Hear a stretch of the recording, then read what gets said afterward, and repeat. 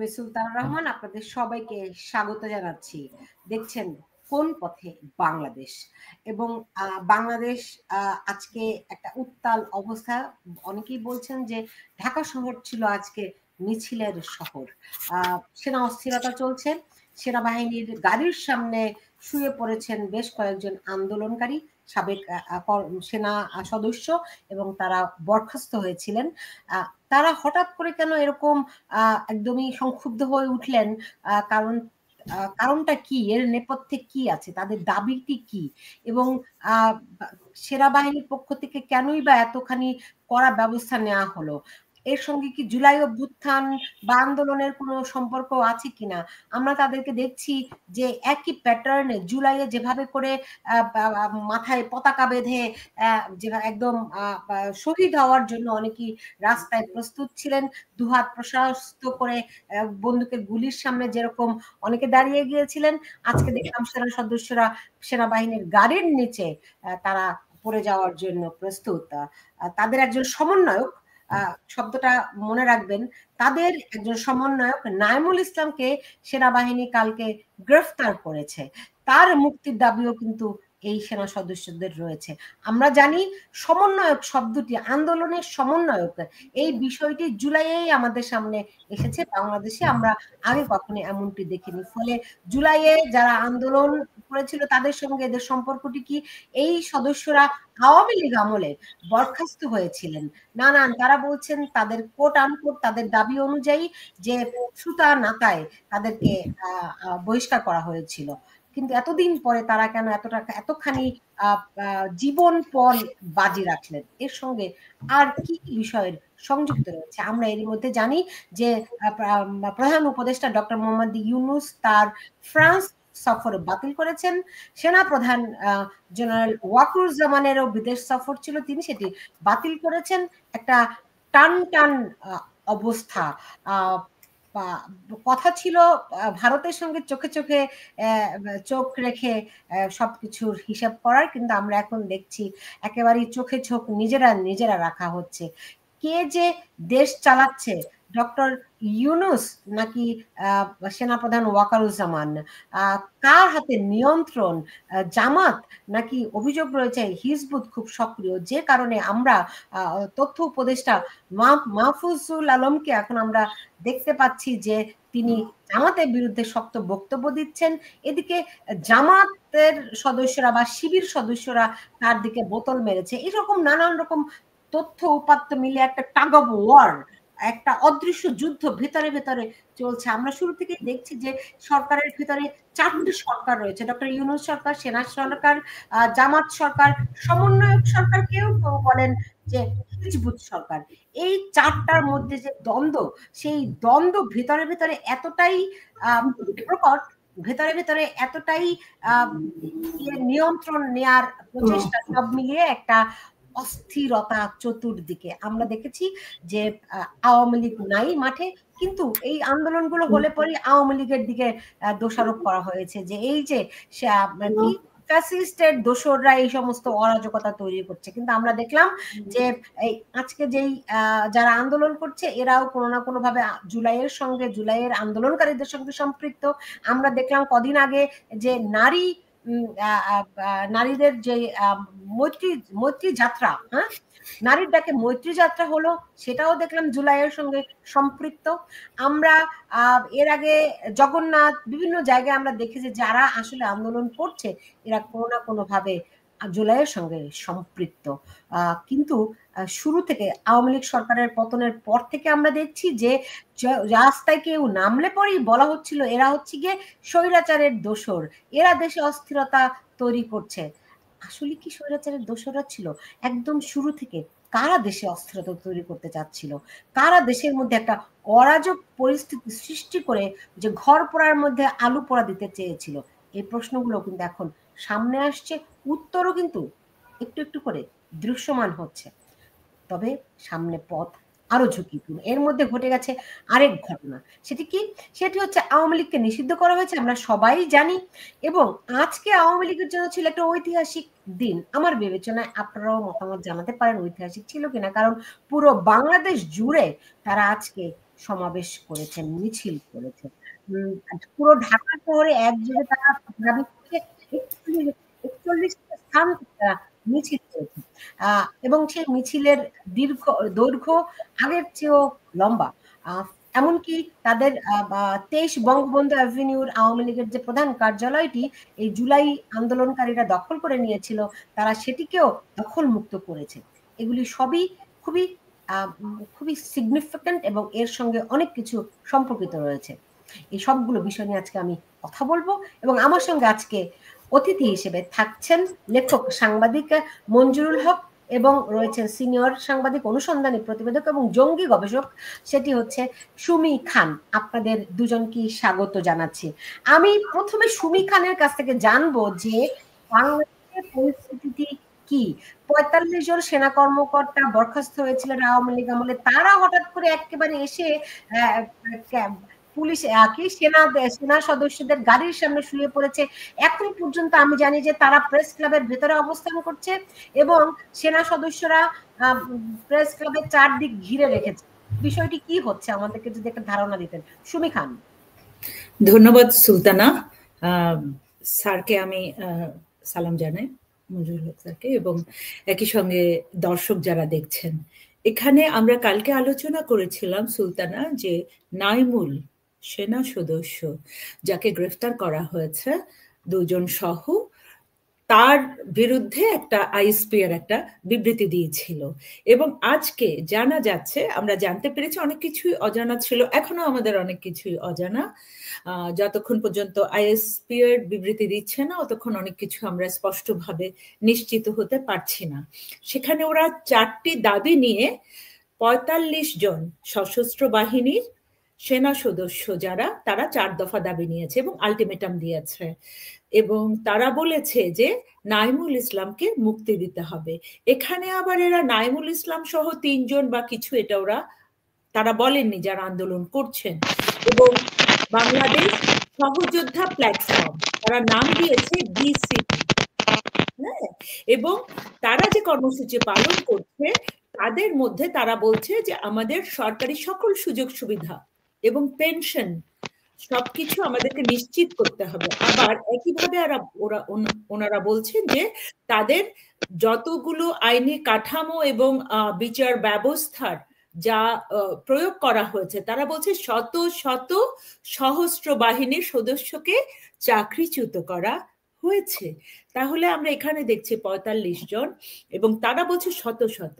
তাহলে আমরা যদি রিলেট করি পুরনো ইতিহাস, জিয়াউর রহমানের সময় বঙ্গবন্ধুকে হত্যা, 4 জাতীয় নেতাকে জেলখানার ভিতরে হত্যা, সেই কলঙ্কজনক জেল হত্যা, তারপরে জিয়াউর রহমানের ক্ষমতায় আরোহণ এবং তারপরে কয়েক হাজার, কেউ বলেছে ৩,০০০, কেউ বলছে আরো বেশি, তাদের পরিবারের বিবৃতি থেকেও আমরা জেনেছি যে সেনাবাহিনীর মুক্তিযোদ্ধাদের এবং তাদের সদস্যদেরকে ফাঁসিতে ঝুলানো হয়েছিল।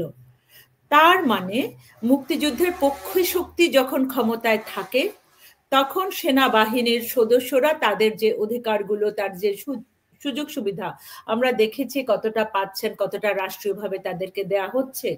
এবং যখন মুক্তিযুদ্ধের পক্ষ শক্তিকে অবমাননা করে, মুক্তিযোদ্ধাদের অবমাননা করে মুক্তিযুদ্ধের বিরোধী শক্তি ক্ষমতায় আরোহণ করে রাষ্ট্র ক্ষমতায় অবৈধভাবেই বারবার, এবং তারা কোর্ট মার্শাল করে চাকরিচ্যুত করে অসংখ্য সেনা কর্মকর্তাকে। তারা আজকে বলছে যে আমরা কোর্ট মার্শাল করে চাকরিচ্যুত করা হয়েছে হাজার হাজার শত শত সদস্যকে।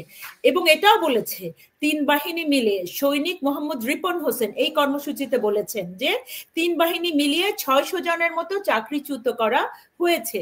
তাহলে এই জায়গায় আবার নাবিক এম বাহাউদ্দিন তিনি বলেছেন আমরা আমাদের দাবির বিষয়ে আলাপ করতে আপনাদেরকে সময় দিচ্ছি 45 মিনিট, আপনারা কেউ যদি না আসেন আমরা জাহাঙ্গীর গেটের উদ্দেশ্যে লং মার্চ শুরু করব এবং তাদের প্রধান সমন্বয়ক নাইমুল ইসলাম, তাকে মুক্ত করতে হবে। মোটামুটি ব্রিফলি সংক্ষিপ্তভাবে আমি আপনাকে বিষয়টা বললাম এবং এই জায়গায় আমাদের শঙ্কার জায়গা যে আসলে ওনারা বলছেন 600, তার আগে এবং পরে কয়শো, এবং এই ধারাবাহিকতা থাকবে কিনা।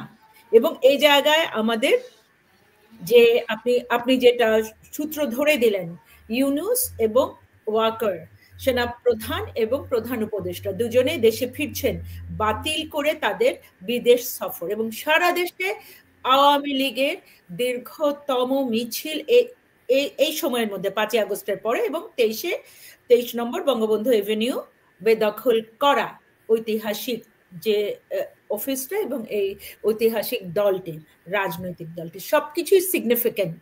এবং সাধারণ মানুষ এক্ষেত্রে যথেষ্ট উৎসাহ পাচ্ছে, যারা বিপন্ন প্রতি মুহূর্তে।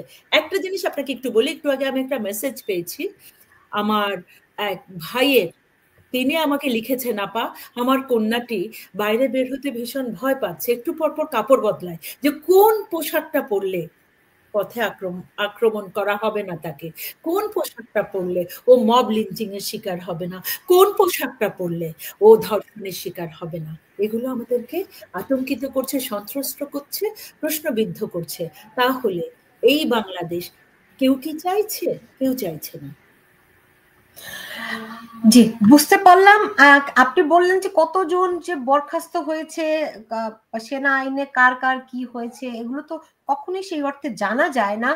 মঞ্জুরুল হক, আপনি এই বিষয়ে কি বলবেন, যে তারা যদি তারা যদি আওয়ামী লীগ আমলে বরখাস্ত হয়ে থাকেন, তো এতদিন তাদেরকে তো আমরা এভাবে মারমুখী দৃশ্যমান দেখিনি, এখন কেন? মূল প্রশ্নটা এই জায়গাতেই। আপনি যে প্রশ্নটি তুললেন সেটি হচ্ছে এই সময়ের জন্য মূল প্রশ্ন, যে আমরা কি দেখলাম যে 5ই আগস্ট পট পরিবর্তনের পর 8ই আগস্ট যখন ডক্টর ইউনূস ক্ষমতা দখল করলেন বা ক্ষমতায় বসলেন, এরপর থেকে একের পর এক বিভিন্ন দাবি নিয়ে সাধারণ মানুষ কিন্তু রাস্তায় নেমেছে, বিভিন্ন ধরনের দাবি।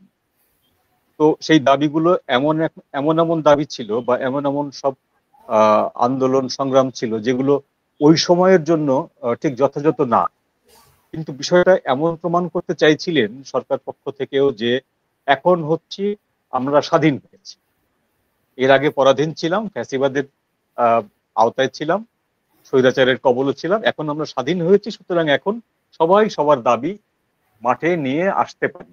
এইটা প্রমাণ করার জন্য A to Z সমাজের বিভিন্ন শ্রেণীর মানুষ শাহবাগে এসেছেন, প্রেস ক্লাবে গেছেন, আনসাররা দাবি করেছেন, সচিবালয়ে ঢুকে পড়েছেন, বিভিন্ন ঘটনা।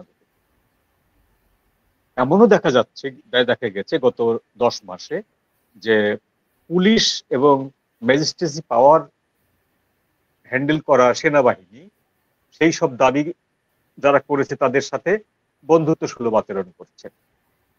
সর্বশেষ আমরা দেখলাম যে এনসিপির যে যমুনা ঘেরাও, সেখানে পুলিশের পক্ষ থেকে এবং ঢাকা সিটি কর্পোরেশনের পক্ষ থেকে ভ্যাপার দেওয়া হয়েছে, ঠান্ডা পানি দেওয়া হয়েছে, অর্থাৎ আপ্যায়ন করা হয়েছে আন্দোলনটাকে বেগবান করার জন্য বা ওদের অবস্থান ধর্মঘটটাকে সুস্থ করার জন্য। প্রশ্নটা হলো যে এই যে 9 মাস বা 10 মাস ধরে এই সরকারটি আছেন, এই চাকরিচ্যুত সামরিক কর্মকর্তারা এই 10 মাস ধরে এই আন্দোলনটি বা তাদের এই দাবিটি উত্থাপন করলেন না কেন? সরকার তো স্বাধীন, স্বাধীনতা 2.0 বা নতুন বৈষম্যমূলক বাংলাদেশ, সেই বৈষম্যহীন বাংলাদেশ, এই বৈষম্যহীন বাংলাদেশে 10 মাস ধরে এই সামরিক কর্মকর্তারা অপেক্ষা করলেন কেন? এটা হলো নাম্বার 1 প্রশ্ন। নাম্বার 2 প্রশ্ন হচ্ছে যে দেশে যখন সামরিক বাহিনীকে জড়িয়ে, সরকারকে জড়িয়ে, মার্কিন যুক্তরাষ্ট্রকে জড়িয়ে, মিয়ানমারকে জড়িয়ে, ভারতকে জড়িয়ে, চীনকে জড়িয়ে একটি বিশাল একটি পরাশক্তির চারণ ক্ষেত্র হয়ে উঠছে দেশের পূর্বাঞ্চলে, কক্সবাজারে, টেকনাফ অঞ্চলে, ঠিক সেই সময়ে ডক্টর ইউনূস যখন ঘোষণা দিচ্ছেন যে চট্টগ্রাম বন্দরকে আমাদেরকে বিদেশি যারা এই বিষয়ে পারদর্শী তাদেরকে হাতে দিতেই হবে, দিতে হবে শুধু না, দিতে পরে একটা উনি প্রত্যয় যোগ করছেন, মানে হি মাস্ট ডু ইট। এবং এই একই কথা কিন্তু তার যে এনএসএ ফজলুর রহমান সাহেব কয়েকদিন আগে বলেছিলেন যে করিডোরের বিষয়ে কারো কোনো আপত্তি গ্রহণ করা হবে না বা শোনা হবে না, এটা আমরা শুনবো না, আমরা দেবই। মঞ্জু ভাই, সরি, আপনি এত সুন্দর করে বলছিলেন, মাঝখানে ইন্টারাপ্ট করাটা ঠিক হয়নি আমার। তবুও শুধুমাত্র তিনি প্রত্যয় যুক্ত করেননি যে দিতেই হবে, ব্যাপারটি শুধু তাই নয়, তিনি বলেছেন দেশের মানুষ রাজি না হলে রাজি না হলে করাতে হবে। রাজি করাতে হবে। অর্থাৎ এই বিষয়গুলো আমরা জানি, এই শব্দের মারপ্যাচগুলো আমরা জানি। আমরা এটাও জানি যে এই শক্তির উৎস কোথায়।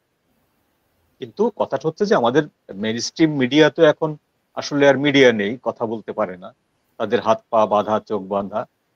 তো সেই জন্য আমরা বলতে পারি না যে এই যে 2 মাস আগেও যে ডক্টর ইউনূসের চোখ মুখ বিমর্ষ ছিল, তিনি চিন্তিত থাকতেন, তিনি যে কোনো সময় সরকার পড়ে যাওয়ার শঙ্কায় শঙ্কিত হতেন, তিনি হঠাৎ করে নতুন করে এই যে উজ্জীবিত হলেন, এর পেছনের কারণটা কি? এর পেছনের খুব ছোট্ট একটা কারণ।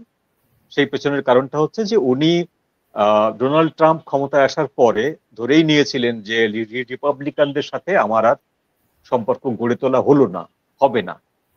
একের পর এক ডোনাল্ড ট্রাম্পের ক্যাবিনেটে যারা এসছে তারা কেউ কিন্তু বাংলাদেশের যে ইসলামিস্ট ব্যাক সরকার, রেডিক্যাল ইসলামিস্ট ব্যাক সরকার, এই সরকারকে পছন্দ করার কোনো কারণ নেই, কারণ তারা হচ্ছে ইসলামোফোব।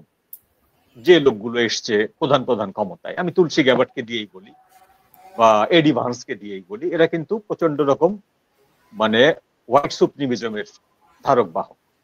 সুতরাং এই লোকগুলো আমার পক্ষে আর থাকবে না। কিন্তু হঠাৎ করে যখন দেখা গেল যে অ্যান্টনিও গুতেরেস সফর করে যাওয়ার পরই ডক্টর ইউনূসকে গ্রিন সিগন্যাল দেওয়া হলো যে তুমি যদি আমেরিকান এই প্রপোজালটা গ্রহণ করো তাহলে তোমার বিরুদ্ধে ট্রাম্পের যে আগের টুইট গুলো ছিল, যে এক্স হ্যান্ডেলে যেসব বক্তব্য ছিল, সেগুলো অমিট হয়ে যাবে।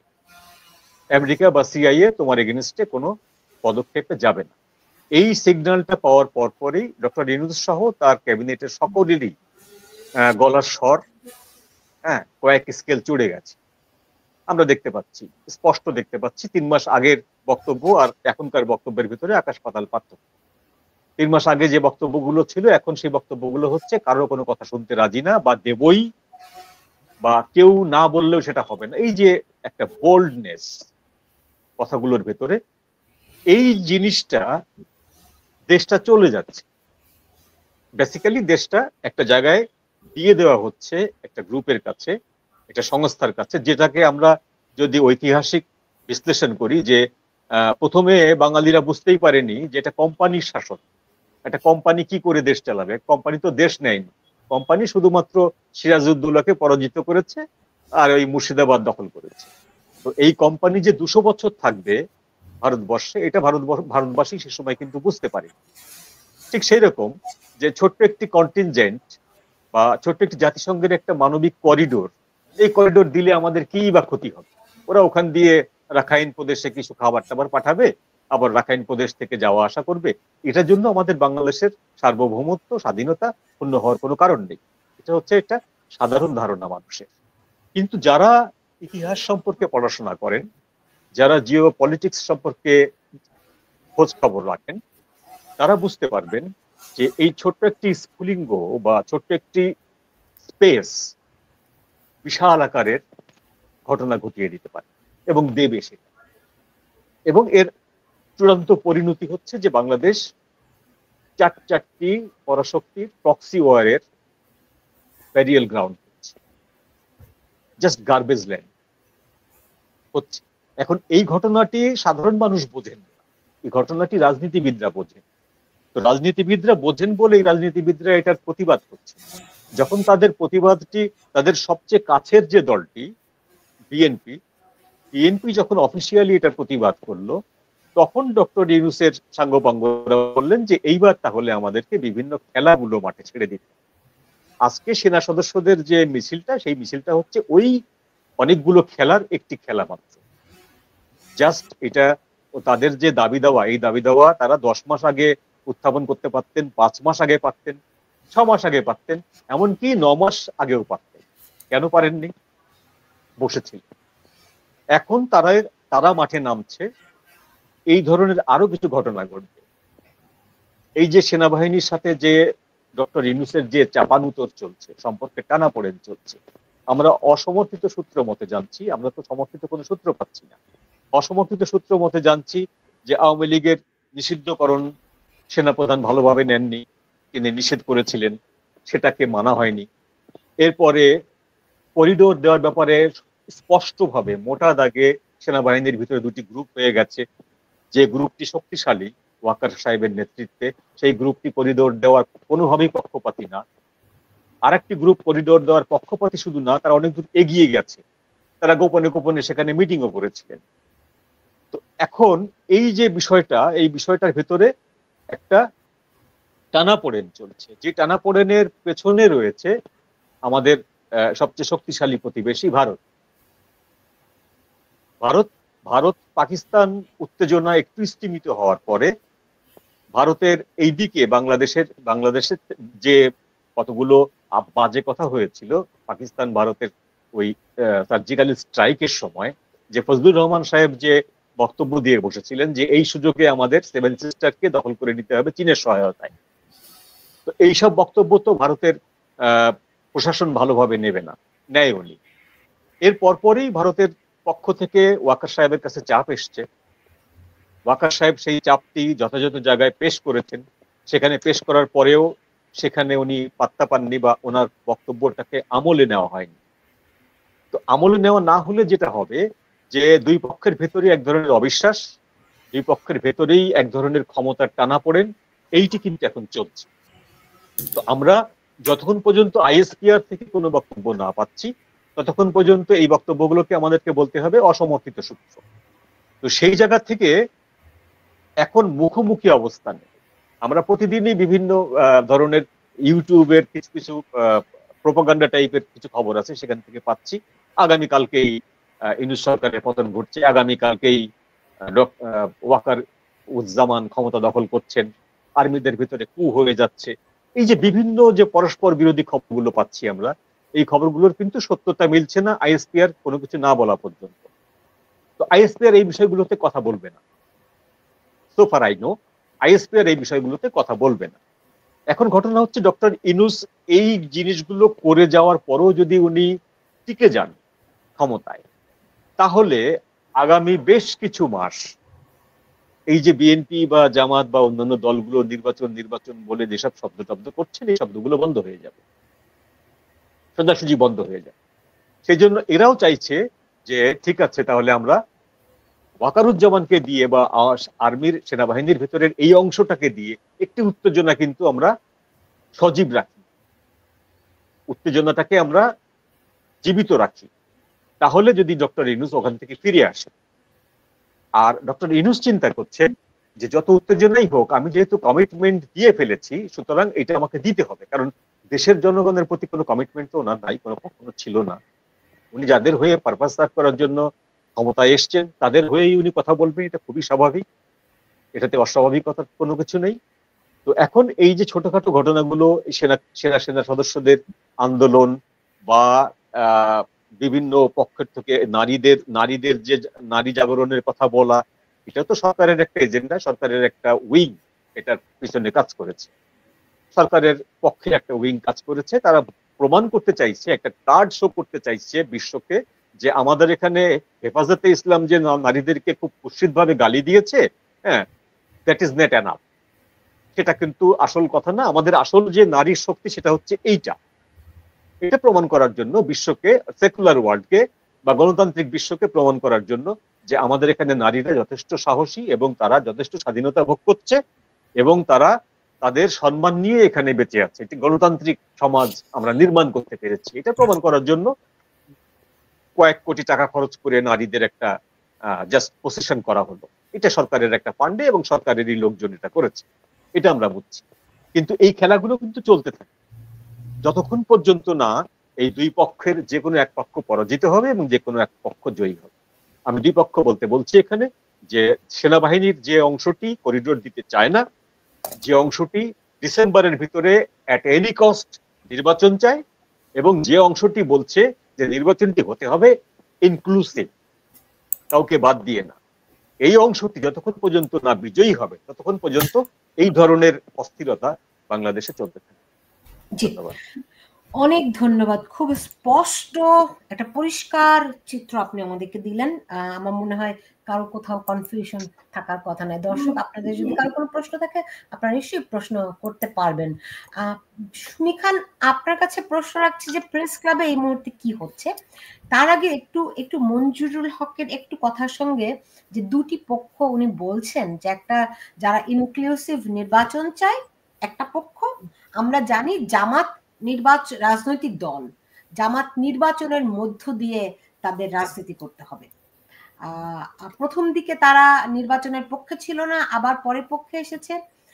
আর অন্যদিকে কিছু অদৃশ্য শক্তি যাদের সঙ্গে ধর্মীয় উন্মাদনা, উগ্র জঙ্গিবাদের সংশ্লিষ্ট থাকার কথা রয়েছে, যা মানে যদিও জামাতও একটা ধর্মীয় রাজনৈতিক গোষ্ঠী, আর হিজবুতের কথা আপনারা জানেন শুরু থেকেই অভিযোগটি রয়েছে যে হিজবুতের একটা ভয়ঙ্কর রকমের প্রভাব রয়েছে এই সমন্বয়ক গোষ্ঠীর মধ্যে। এমনকি মাহফুজ আলমকে হিজবুতের একজন বলে, প্রধান একজন বলে দাবি করা হয়, এরকম অভিযোগ কিন্তু রয়েছে, যদিও সেটির কোনো প্রমাণ নাই এখন পর্যন্ত, কিন্তু বিভিন্ন পত্র পত্রিকায় বিভিন্ন ভাবে এটি দাবি করা হয়। তো যেই লড়াইটি সেটি হচ্ছে যে আমরা হঠাৎ করে দেখছি যে উপদেষ্টা মাহফুজ আলম তিনি জামাতের বিরুদ্ধে অবস্থান নিয়েছেন, যুদ্ধাপরাধীদের বিচার করতে হবে, এই কথাবার্তাগুলো বলছেন, যেটি এতদিন বলেনি। অন্যদিকে জগন্নাথে আমরা দেখলাম যে মাহফুজ আলমের ভিতরে যে ছেলেটি বোতল নিক্ষেপ করেছে, পরবর্তীতে তাকে ছাত্র লীগ টিক বানানো হয়েছে, কিন্তু আমরা মাহফুজ আলমের কথোপকথন আমরা শুনেছি, ফোন আলাপ মানে কেউ একজন ফাঁস করেছে, সেখানে তিনি এদেরকে শিবির বলেই চিহ্নিত করেছেন, আপনারা অনেকে নিশ্চয়ই জানেন। ফলে শিবিরের সঙ্গে বা জামাতের সঙ্গে এদের কনফ্লিক্টটা এই করিডোর কেন্দ্রিক কিনা, এই প্রশ্নটি মঞ্জুর ভাই আপনার কাছে আমি রাখলাম। এবং সুমি খান, আপনি চট্টগ্রামের কন্যা, আপনি জানেন যে চিটাগং বন্দরটি অত্যন্ত লাভজনক একটি বন্দর, হ্যাঁ, অত্যন্ত লাভজনক। তাকে কেন ডক্টর ইউনূস লাভজনক প্রতিষ্ঠানকে কেন কোম্পানির হাতে দিতে চাচ্ছেন, এবং এখন এই মুহূর্তে প্রেস ক্লাবে কি হচ্ছে এটি জানাটা সবার আগে দরকার, কারণ সেনাবাহিনী ঘিরে রেখেছে প্রেস ক্লাব। সুলতানা, ধন্যবাদ। প্রেস ক্লাবের খুবই একটা অস্থির অবস্থা এবং অনিশ্চিত অবস্থার মধ্যে চলছে, সেনাবাহিনী ঘিরে রাখছে। এবং গণমাধ্যমের কথা যেটি বললেন মনজুর স্যার, যে গণমাধ্যম তো কথা বললেই চাকরিচ্যুত হয়েছে প্রতিষ্ঠিত সাংবাদিকেরা। আমরা সবাই বিভিন্ন মামলার আসামি, আমরা সবাই প্রত্যেকে অসংখ্য সাংবাদিক কর্মচ্যুত, আমাদের কয়েকশো সাংবাদিকের অ্যাক্রিডিটেশন কার্ড বাতিল, এমনকি কারোই অ্যাক্রিডিটেশন কার্ড নেই। এখন এমন একটা নিয়ম করেছে, ওনারা নাম চেক করবেন, তাহলে ওনারা অ্যাক্রিডিটেশন কার্ড দেবেন, তবেই তারা ঢুকবে। এটা বলছে গণমাধ্যম সূত্রে, যে কারণে গণমাধ্যম কোনো কিছু প্রকাশ করা গণমাধ্যমের জন্য এখন আসলে নির্ভর করছে সরকারের উপর। তারপরে যে চট্টগ্রাম বন্দর বললেন, চট্টগ্রাম বন্দর লাভজনক কি ক্ষতিজনক, তার চেয়েও বড় প্রশ্ন হচ্ছে বন্দর, চট্টগ্রাম বন্দর দেশের প্রাণ। বাংলাদেশের অর্থনীতির 85% থেকে 90% আসে চট্টগ্রাম বন্দর থেকে। হ্যাঁ, এবং চট্টগ্রাম বন্দর বহু আগে থেকে, একটি কথা আমি আপনাকে স্মরণ করিয়ে দেই, যখন 97 সালে আওয়ামী লীগ ক্ষমতায় এসেছিল, তার আগে 91 থেকে 95 যখন বিএনপি ক্ষমতায় ছিল, তখন জামাত ক্ষমতায় ছিল না, বিএনপি ক্ষমতায় ছিল। তখনই আমেরিকার সাথে একটা চুক্তি হচ্ছিল চট্টগ্রাম বন্দরকে, বহু আগে থেকে চট্টগ্রাম বন্দর, সেন্ট মার্টিন এগুলো টার্গেট ছিল। মার্কিন যুক্তরাষ্ট্র চাইছে, তখনও চেয়েছিল, এবং তখন একটি ঘাঁটি করবার জন্য এসে একটি পোর্ট নামে সেই আন্দোলন একা এবিএম মহিউদ্দিন চৌধুরী, চট্টগ্রামের অবিসংবাদিত নেতা, তাকে গ্রেফতার করা হয়েছিল। লক্ষ লক্ষ মানুষ ভাঙচুর সারা চট্টগ্রাম অচল করে তাকে কারামুক্ত করে এনেছিল, এবং প্রত্যেকটা রাজনৈতিক দল একসাথে তার বিরুদ্ধে প্রতিবাদ প্রতিহত করবার কারণে চট্টগ্রাম বন্দর আর সাহসী করেনি এই পর্যন্ত। চট্টগ্রাম বন্দরটা, চট্টগ্রাম বন্দরকে কেন্দ্র করে কোনো কিছু করতে, বরঞ্চ গত 15 বছরে শেখ হাসিনা মাননীয় প্রধানমন্ত্রী যেটা করেছেন, চট্টগ্রাম বন্দরকে অনেক আধুনিকায়ন করেছেন। কারণ যেটা সংকট ছিল বন্দরের, অনেকগুলো জাহাজ আউটারে আটকে থাকলে বন্দর, যেখানে ট্যাক্স থেকে ওরা যে ট্যাক্স দিয়ে ওদের মাল খালাস করা, ওরা ক্ষতিগ্রস্ত হয়। সেই পণ্যের মালিকগুলো, কন্টেনারের মালিকগুলো হাজার হাজার কোটি টাকা ক্ষতি হয়ে যায়। সেটাকে আধুনিকায়ন করে কাস্টমস কর্তৃপক্ষ, বন্দর কর্তৃপক্ষ, নৌবাহিনী কর্তৃপক্ষ এবং সেনাবাহিনী কর্তৃপক্ষ সহ সম্মিলিতভাবে একেবারে খুবই দ্রুততম সময়ে জাহাজগুলো আউটার থেকে চলে আসতো, একেবারে বন্দরের কাছাকাছি এসে পণ্য খালাস করে চলে যেত। আধুনিক কন্টেইনার টার্মিনাল করা হয়েছে একেবারে, এবং তার পাশাপাশি অনেকগুলো উদ্যোগ নেওয়া হয়েছিল যে বন্দর বিশ্বের প্রধানতম বন্দরগুলোর অন্যতম হয়ে বাংলাদেশকে আরো সমৃদ্ধ করার মতো পথ হয়েছে। কিন্তু বর্তমান অন্তর্বর্তীকালীন সরকার সেই জায়গাটাকে আবারও হারিয়ে দিতে চান। তিনি সেই জায়গা থেকে বাংলাদেশকে একেবারেই শূন্য, যেটা মঞ্জু স্যার বলছিলেন, কোন জায়গায় নিতে চান তিনিই জানেন। আপনি জানেন চট্টগ্রাম বন্দরে পাকিস্তানের 2টো জাহাজ এসেছিল অস্ত্র ভর্তি, এবং সেই জাহাজগুলো কি এসেছে তখন তো কেউ জানতো না।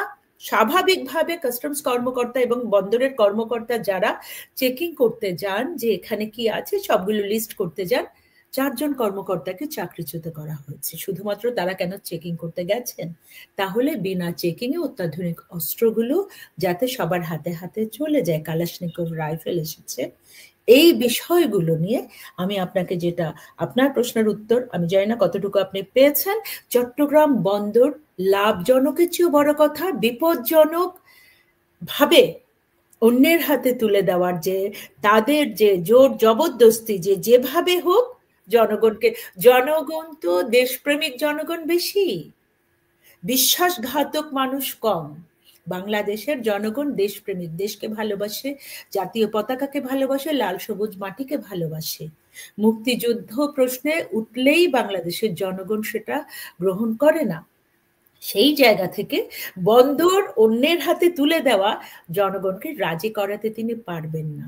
এবং সেই অর্থে সেনাবাহিনী সহ 3 বাহিনীর মধ্যে যে 3 বাহিনীর সদস্যরা আজকে প্রেস ক্লাবে, তাদের মধ্যে যে ক্ষোভগুলো আসছে সেটা আরো বাড়বে, সেটা আরো বিপজ্জনক হবে তাদের জন্য, যে কারণে তারা দেশে আসছেন। এবং আমার মনে হচ্ছে পরিস্থিতিটা, যে বিপজ্জনক পরিস্থিতিতে আমরা গত 9 মাস কাটিয়ে আসছি ধারাবাহিকতা, সেই বিপদটা, সেই অগ্নিকুণ্ড অবস্থাটা আরো উত্তপ্ত হয়েছে। এবং সেই জায়গাটা জনগণ যদি একটা সঠিক নেতৃত্বের জায়গায়, যদি দায়বদ্ধতা যাদের আছে তারা যদি একাত্ম হন, হয়তো দ্রুততম সময়ের মধ্যে এই অন্ধকারের শক্তি, এই অপশক্তিকে পরাভূত করা সম্ভব হবে। জি, মঞ্জুরুল হক, সুমিত খান যে বিষয় চট্টগ্রাম বন্দরের গুরুত্বটা বললেন, এদিকে করিডোরের বিষয়টিও সেনাবাহিনী একমত হয়নি। এখন এই মানে সেনাবাহিনী প্রেস ক্লাব ঘেরাও করে কিংবা এদেরকে কি প্রক্রিয়া, আসলে তাদের দাবি দেওয়া মেনে নেওয়া কি এখান থেকে উত্তরণের উপায়, নাকি ইউনূস সরকারকে মাথা নিচু করাটা উপায়? আপনি কি কোনো পথ দেখেন এখানে, যে ট্যাগ অফ ওয়ার একটা? না, এটা তো যেহেতু আমার কাছে এটাকে মনে হয় একটা শ্যাডো গেম। তো এই শ্যাডো গেমটা হয়তো আজকে রাত্রে হোক বা কালকে হোক থেমে যাবে। এটা কোনো আদায় করতেই হবে বা আদায় করা যাবে এরকম কোনো দাবি সম্বলিত আন্দোলন না এটা। যদি আপনি সামরিক বাহিনী, ওরা যে কথাগুলো বলছে সে কথাগুলো স্ববিরোধী কথা। সামরিক বাহিনী থেকে কাউকে ডিসচার্জ করলে বা পদচ্যুত করলে কোর্ট মার্শালের মাধ্যমে করা হয়। কোর্ট মার্শালটা হচ্ছে সামরিকদের জন্য প্রযোজ্য। সামরিক বাহিনীর সদস্যদের সাধারণ কোনো আদালতে এনে তাদের অপরাধের বিচার করা হয় না যতক্ষণ পর্যন্ত সে সামরিক বাহিনীর সদস্য আছে। সামরিক বাহিনীর সদস্যদের সর্বোচ্চ আদালত হচ্ছে কোর্ট মার্শাল, এবং কোর্ট মার্শালে যে কোর্ট মার্শাল তার পক্ষে কথা বলার লোকও থাকে এবং তার বিপক্ষে কথা বলার লোকও থাকে। সেই সব সওয়াল জবাব শেষে তারপরে কোর্ট মার্শাল থেকে সিদ্ধান্ত হয়, সিদ্ধান্তটা বাস্তবায়ন করা হয় তাকে চাকরিচ্যুত করে বা বদলি করে বা শাস্তি দিয়ে। এই জিনিসটা কখনোই আর রিনিউয়েবল না, আপিলযোগ্য না। এটা কোর্ট মার্শালের কোনো রায় কখনো আপিলযোগ্য সামরিক আইন অনুযায়ী। সুতরাং এটা তারাও জানেন, তারপরেও তারা কিন্তু আন্দোলন করছেন। তার মানে হচ্ছে তারা পানি ঘোলা করতে চাচ্ছেন, পানি ঘোলা করে সেই ঘোলা পানির ভেতরে এই যে বাকি যে পরিকল্পনাগুলো আছে সেই পরিকল্পনাগুলো যেন ইজিলি বাস্তবায়ন করা যায়। এখানে একটি বিষয় খেয়াল রাখা দরকার, যে মানুষের যখন স্বাভাবিক বোধ বুদ্ধি লোপ পায় তখন সে কিন্তু হিপোক্রেসিতে আক্রান্ত হয়। অর্থাৎ সকালে যেটা বলে বিকালে সেটা চেঞ্জ করে, বিকালে যেটা বলে পরের দিন সেটা চেঞ্জ করে। শত্রুকে মিত্র বানিয়ে ফেলে, মিত্রকে শত্রু বানিয়ে, কারণ তার স্বাভাবিক বোধ বুদ্ধি কিন্তু লোপ পেয়েছে। কারণ তার পেছনে জনগণের কোনো সমর্থন নেই, তার পেছনে দেশের মানুষের কোনো মোটো নেই, দেশের মানুষের কিছু কাজ করার জন্য বা দেশের মানুষের প্রতি কোনো কমিটমেন্ট নেই। যেমন ধরুন চীনে যে যখন ডক্টর ইউনূস বলে আসলেন যে আপনাদেরকে আমরা এই ফ্যাসিলিটি দেব, অন্যতম কি কি ফ্যাসিলিটি? একটা হচ্ছে মংলা পোর্ট আধুনিকীকরণ করার, আর একটা হচ্ছে একটা আমাদের পরিত্যক্ত এয়ার স্ট্রিপ লালমনিরহাটে, সেইটাকে আধুনিক করে সেখানে চীনা ফাইটার জেট মোতায়েন করণ, যাতে আমরা ভারতের চিকেন নেকের উপরে খবরদারি করতে পারি, যখন তখন ধমক টমক দিতে পারি। 2 হচ্ছে তিস্তা প্রকল্প, ব্রহ্মপুত্র নদের উপরে তিস্তা বাঁধ প্রকল্প। এই টোটাল কাজগুলো চীনকে দেওয়া হবে এবং চট্টগ্রামের কক্সবাজারের এই অঞ্চলে, উখিয়া অঞ্চলে বিশাল একটা জায়গায় চীনকে একটা ইপিজেড করে দেওয়া হবে, এক্সপোর্ট প্রসেসন জোন করে দেওয়া হবে। উনি যখন এই কথাটি বলে আসলেন, বলে আসার পরে এখন যখন তিনি করিডোর দিচ্ছেন, এই করিডোরটি প্রধানত চলে যাচ্ছে চীনের বিপক্ষে। তাহলে আপনি বুঝুন সমস্যাটা কোন জায়গায়। উনি চীনকে 1 মাস আগে 1.5 মাস আগে বন্ধু বলে চীনকে অনেক কিছু দিয়ে আসলেন, চীনের কাছে অর্থ সাহায্য চাইলেন, চীন প্রতিশ্রুতি দিল হ্যাঁ আমি টাকা দেব, দেয়নি, কিছু 1 পয়সাও দেয়নি। ঠিক 1.5 মাস 2 মাস পরে এসে উনি এমন কতগুলো পদক্ষেপ নিলেন যে পদক্ষেপগুলো সরাসরি চীনের বিপক্ষে চলে গেল। আজকে রাখাইন করিডোর দিয়ে যদি রাখাইনে সাধারণ সাহায্য পণ্যের সাথে যদি আর্মস ঢোকে, সেই আর্মস যদি রাখাইন আর্মিকে শক্তিশালী করে, রাখাইন আর্মি যদি মিয়ানমার জান্তার উপরে আক্রমণ করে, তাহলে চীনের যে ইনভেস্টমেন্ট ওখানে আছে $70 বিলিয়ন, বাংলাদেশের বাজেটের থেকে বেশি। চীনের এই ইনভেস্টমেন্টটা তোলার জন্য চীন কি করবে? চীন তো বসে থাকবে না, চীন তো আক্রমণ করবে, ওই করিডোরের উপর আক্রমণ করবে, ওই করিডোরের উপরে মিয়ানমার জান্তার আক্রমণ করবে। মিয়ানমারের জান্তা যখন আক্রমণ করবে তখন তো সেই ম্যাপ দেখে আক্রমণ করবে না যে এই অংশটুকু বাংলাদেশের সীমানা, এই অংশটুকু রাখাইনের সীমানা, এই ম্যাপ দেখে আক্রমণ করবে না। তাহলে ভিকটিমটা কে হচ্ছে? ভিকটিমটা হচ্ছে বাংলাদেশের সাধারণ মানুষ, বাংলাদেশের সেনাবাহিনী, বাংলাদেশের সাধারণ মানুষ, এরা ভিকটিম হচ্ছে। তো এত বড় একটা খেলা উনি ওখানে খেলে দিলেন সেই চীনের বিরুদ্ধে, যে চীনকে উনি বন্ধু মনে করছেন। পাশাপাশি উনি যখন সাংবাদিকদেরকে, ভারতীয় মিডিয়া সাংবাদিকদের সাথে কথা বলছেন, তখন বলছেন যে ভারত আমাদের অন্যতম বন্ধু রাষ্ট্র এবং আমাদের এই বন্ধুত্ব উত্তরোত্তর বৃদ্ধি করতে হবে, আরো বৃদ্ধি করতে হবে। ঠিক সেই সময়ে তারই আওতার এক ভদ্রলোক, তার একটা কমিশনের প্রধান, তিনি বলছেন যে আমরা 7 সিস্টার দখল করে নেব। ঠিক তার পরের দিন আবার পররাষ্ট্র মন্ত্রণালয় থেকে বিবৃতি দেওয়া হচ্ছে যে ওই ফজলুর রহমান সাহেবের এই বক্তব্যের সাথে সরকারের কোনো যোগাযোগ নেই। কেন বক্তব্য দিতে হচ্ছে? ফজলুর রহমান সাহেব এই বক্তব্য দেওয়ার সাহস কোথায় পান? ফজলুর রহমান সাহেব একজন অবসরপ্রাপ্ত সামরিক কর্মকর্তা, তাকে ডেকে এনে আপনি একটি কমিশনের প্রধান বানিয়েছেন। সেই কমিশনের এখতিয়ারের বাইরে কথা বলার কোনো এখতিয়ার তার কি আছে? নেই। তিনি বলে বসলেন। তার মানেটা কি? তার মানেটা হচ্ছে যে উনি সবাইকে দিয়ে সব কথা বলাবেন, শত্রুদেরকে খোঁচাবেন, মিত্রদেরকে আশ্বস্ত করবেন। এই সমস্ত যে প্ল্যানটা, মেটিকুলাসলি প্ল্যান, এই প্ল্যানটার মূল প্ল্যানটা কোনটা? যে অ্যাট এনি হাউ আমি নির্বাচন দেব না, নির্বাচন দিলে সামহাউ বিএনপি আসবে, জামাত আসবে, আওয়ামী লীগ আসবে যদি আওয়ামী লীগকে অনুমতি দেয়, না হলে অন্য কেউ আসবে, যেই আসুক, সে আসলে আমার গত দিনকার যে শাসন, সেই শাসনের অনেক কিছুই তারা আইনের আওতায় আনবে, আমাকে আইনের আওতায় আনবে, আমাকে জেলখানা পর্যন্ত যেতে হতে পারে। এই রিস্কের মধ্যে উনি যাবেন না, উনি নির্বাচন দেবেন। তো যদি কেউ বাংলাদেশের রাজনীতিবিদরা এখনো মনে করে থাকেন যে হ্যাঁ উনি ডিসেম্বরের মধ্যে নির্বাচন দেবেন, বা আগামী জুনের মধ্যে দেবেন, আমি বরাবরই বলে এসেছি উনি কখনোই নির্বাচন দেবেন না, এবং নির্বাচন না দেওয়ার জন্য তার যে যে কৌশলগুলো কাজে লাগাতে হয় সেই কৌশলগুলো উনি কাজে লাগাচ্ছেন। আপনার যে প্রশ্নটি আপনি করেছিলেন হিজবুত তাহরির, মাহফুজ মাহফুজ সাহেব যে কথাগুলি বলছেন সেই কথাগুলোকে আমরা সাধারণত প্রচলিত ভাষায় বলি যে সেন্সাইড গেম, অর্থাৎ উনি জেনে শুনে এই কথাগুলি বাজারে ছাড়ছেন। আপনাদের মনে আছে নিশ্চয়ই যে জুলাই আগস্ট অভ্যুত্থানের পরপর যখন তাকে পরিচয় করিয়ে দেওয়া হলো ক্লিন্টন ফাউন্ডেশনের নিয়ে, যে he is the meticulously he is the behind the meticulous design master mind, যদিও সে স্বীকার করে না কিন্তু আসলে সেই মাস্টার মাইন্ড।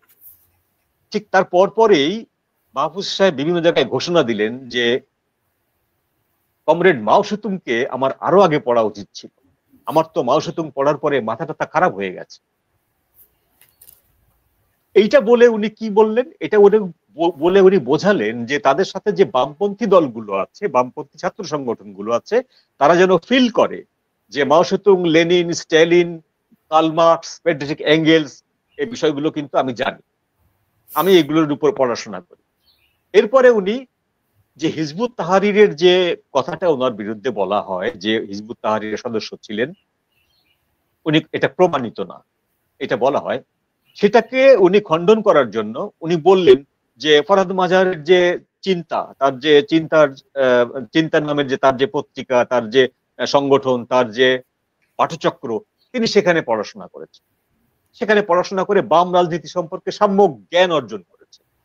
এখন তিনি ঘোষণা দিচ্ছেন যে স্বাধীনতা যুদ্ধের বিপক্ষ শক্তিকে বিচার না করে অন্য কোনো বিচার হবে না, স্বাধীনতার পরাজিত শক্তিকে আগে আমাদেরকে পরাভূত করতে হবে, অর্থাৎ তিনি জামাতকে আক্রমণ করছেন। অথচ এই মাহফুজ আলম কিন্তু যখন প্রথমবার প্রেসিডেন্ট শাহাবুদ্দিন চুপ্পুকে বাধ্যতামূলক অবসরের ঘোষণা দেওয়া হয়, সেনাবাহিনীর প্রধানকে সরে যাওয়ার ঘোষণা দেওয়া হয়, এবং বাংলাদেশের ৭১কে অস্বীকার করে বলা হয় স্বাধীনতা হচ্ছে ২০২৪, এই মাহফুজের মুখ দিয়েই বেরিয়েছে। তাহলে আমরা এটাকে বলি হচ্ছে জাস্ট, প্রচলিত ভাষায় হচ্ছে যে একের পর এক উনি পোল্টি খাচ্ছেন। উনি পোল্টি খেয়ে বুঝতে চাইছেন যে কোন পক্ষটি তাকে আসলে নিচ্ছে, তাকে গ্রহণ করছে, কোন পক্ষটি, যে পক্ষটি তাকে গ্রহণ করবে উনি সেই পক্ষের হয়ে কথা বলবেন। এখন এই যে জামাতের বিরুদ্ধে কথা বলছেন, এই পুরো বিষয়টাই হচ্ছে বানানো, সাজানো, পুরো বিষয়টি সাজানো, এর ভিতরে কোন রকম কোনো ইফস এন্ড বাট নেই। এটা একটা জাস্ট সেটেলড গেম। সেটেলড গেমটা কি জন্য খেলছেন উনি? কারণ উনি আমাকে প্রমাণ করতে হবে এই দেশে শাসন করতে গেলে যে ক খ গ ঘ ঙ A B C D E F G H, বাংলাদেশে যেই শাসন করতে আসুক তাকে কিন্তু ৭১কে অস্বীকার করে সে পারবে না, তাকে ৭১কে স্বীকার করতে হবে। দে ফিল ইট, তারা এটা বুঝতে পেরেছে যে ৭১কে অস্বীকার করা আমাদের পক্ষে সম্ভব না। আওয়ামী লীগকে নিষিদ্ধ করতে পারি, ছাত্রলীগকে নিষিদ্ধ করতে পারি, আওয়ামী লীগের নির্বাচন অংশ নেওয়াটাকে বানচাল করতে পারি, বাট ৭১কে অস্বীকার করা আমাদের পক্ষে সম্ভব না। ৭১কে অস্বীকার করলে বাংলাদেশের মানুষ আমাদেরকে আর গ্রহণ করবে না। সেই জন্য উনি ১৮০ ডিগ্রি মোচড় খেয়ে এখন ৭১ এইসব যোগছেন। এর ভিতরে কোনো আন্তরিকতা নেই, এর ভিতরে ৭১-এর প্রতি কোনো শ্রদ্ধা বোধ নেই। এই বিষয়গুলো জাস্ট পাতানো একটা খেলা। হিজবুত তাহরির আপনি খেয়াল রাখবেন যে আমাদের সচিবালয়ে বেশ কয়েকজন সচিবের নামেও অভিযোগ আছে তারা একসময় হিজবুতের সদস্য ছিলেন। আমি বলছি এগুলো অসমর্থিত সূত্র মতে। আর সমর্থিত সূত্র হচ্ছে পৃথিবীতে যতগুলো মুসলিম দেশ আছে ৫৪টি মুসলিম দেশের ভিতরে মাত্র ৩টি মুসলিম দেশ ছাড়া বাকি ৫১টি মুসলিম দেশেই কিন্তু হিজবুত তাহরির নিষিদ্ধ। এই ৩টি দেশ হচ্ছে ইয়েমেন, আরব আমিরাত এবং লেবানন। এই ৩টি দেশে হিজবুত তাহরির সিদ্ধভাবে বৈধভাবে কাজ করতে পারে। বাকি মুসলিম ওয়ার্ল্ডে, অন্যান্য সেকুলার ওয়ার্ল্ড তো আলাদা, তাদের কাছে তো নেই। মুসলিম ওয়ার্ল্ডের বাকি ৫১টি মুসলিম দেশে হিজবুত তাহরির নিষিদ্ধ। একটি নিষিদ্ধ সংগঠন স্পষ্টভাবে জুলাই আগস্টের পরে ঘোষণায় বলেছিল যে আমরা এই আন্দোলনের নেতৃত্বে ছিলাম, নেতৃত্ব অংশে ছিলাম। আমাদের আমাদের সবকিছু এর ভিতরে ছিল। আমরা যেন ফ্ল্যাশ আউট না হই সেজন্য আমাদের ব্যানারটা আমরা ইউজ করিনি। তাদের বক্তব্য এটা। আজকে এসে তারা বলছেন ৭১, তারা বলছেন স্বাধীনতা, তারা বলছেন মহান মুক্তিযুদ্ধ, এবং এই মহান মুক্তিযুদ্ধের বিরোধিতা করার জন্য জামাতকে জবাবদিহি করতে হবে। এই পাতানো খেলার তো কোনো দরকার নেই। জামাত কি জিনিস এটা বাংলাদেশের মানুষ জানে, হিজবুত তাহরির কি জিনিস এটা বাংলাদেশের মানুষ জানে না, কারণ তারা সেভাবে পরিচিত না। কিন্তু ৭১ সালে জামাত কি ছিল, 2024-এ এসে জামাত কি, এবং জামাত কিভাবে কিভাবে জিয়াউর রহমানের হাত ধরে নিষিদ্ধ থেকে বৈধ হলো, বৈধ হয়ে তারপরে খালেদা জিয়ার সঙ্গে সরকার গঠন করে 2জন মন্ত্রী হলো, এই এন্টায়ার হিস্ট্রিটা তো মানুষ জানে। জামাতের কোনো কিছু মানুষের কাছে কিন্তু অজানা না, বরং হিজবুত তাহরিরের কোনো ঘটনাই কিন্তু মানুষের কাছে জানা না, মানুষ কিন্তু অজানা। এই জিনিসটা কিন্তু মানুষের কাছে এক ধরনের ইলিউশন টাইপের। হিজবুত তাহরির শিক্ষিত ছেলেরা করে এটা, মাথায় টুপিওয়ালা দাড়িওয়ালা লোকজন করে না। ইউনিভার্সিটি, প্রাইভেট ইউনিভার্সিটির ছাত্ররা হিজবুত তাহরির করে, এটি একটি মডার্ন অর্গানাইজেশন। এই জিনিসটা কিন্তু একটা ক্যামোফ্লেজ। সেই জন্য উনি কি বললেন, মাহফুজ সাহেব কি বললেন, বা ওনাকে কি বোতল দিয়ে মারলো, এই বিষয়গুলো খুব সিগনিফিকেন্ট কোনো কিছু না। বাংলাদেশের রাজনীতিতে এগুলো কোনো ম্যাটার করে না। মূল জায়গাটা হচ্ছে, আমি আবারও বলছি, মূল জায়গাটা হচ্ছে যে দেশকে, দেশের একটা অংশকে বিক্রি করে দেওয়ার বা লিজ দেওয়ার যে চেষ্টা হচ্ছে, সেইটি দেশের জন্য সবচেয়ে বিপজ্জনক, ভয়ঙ্কর।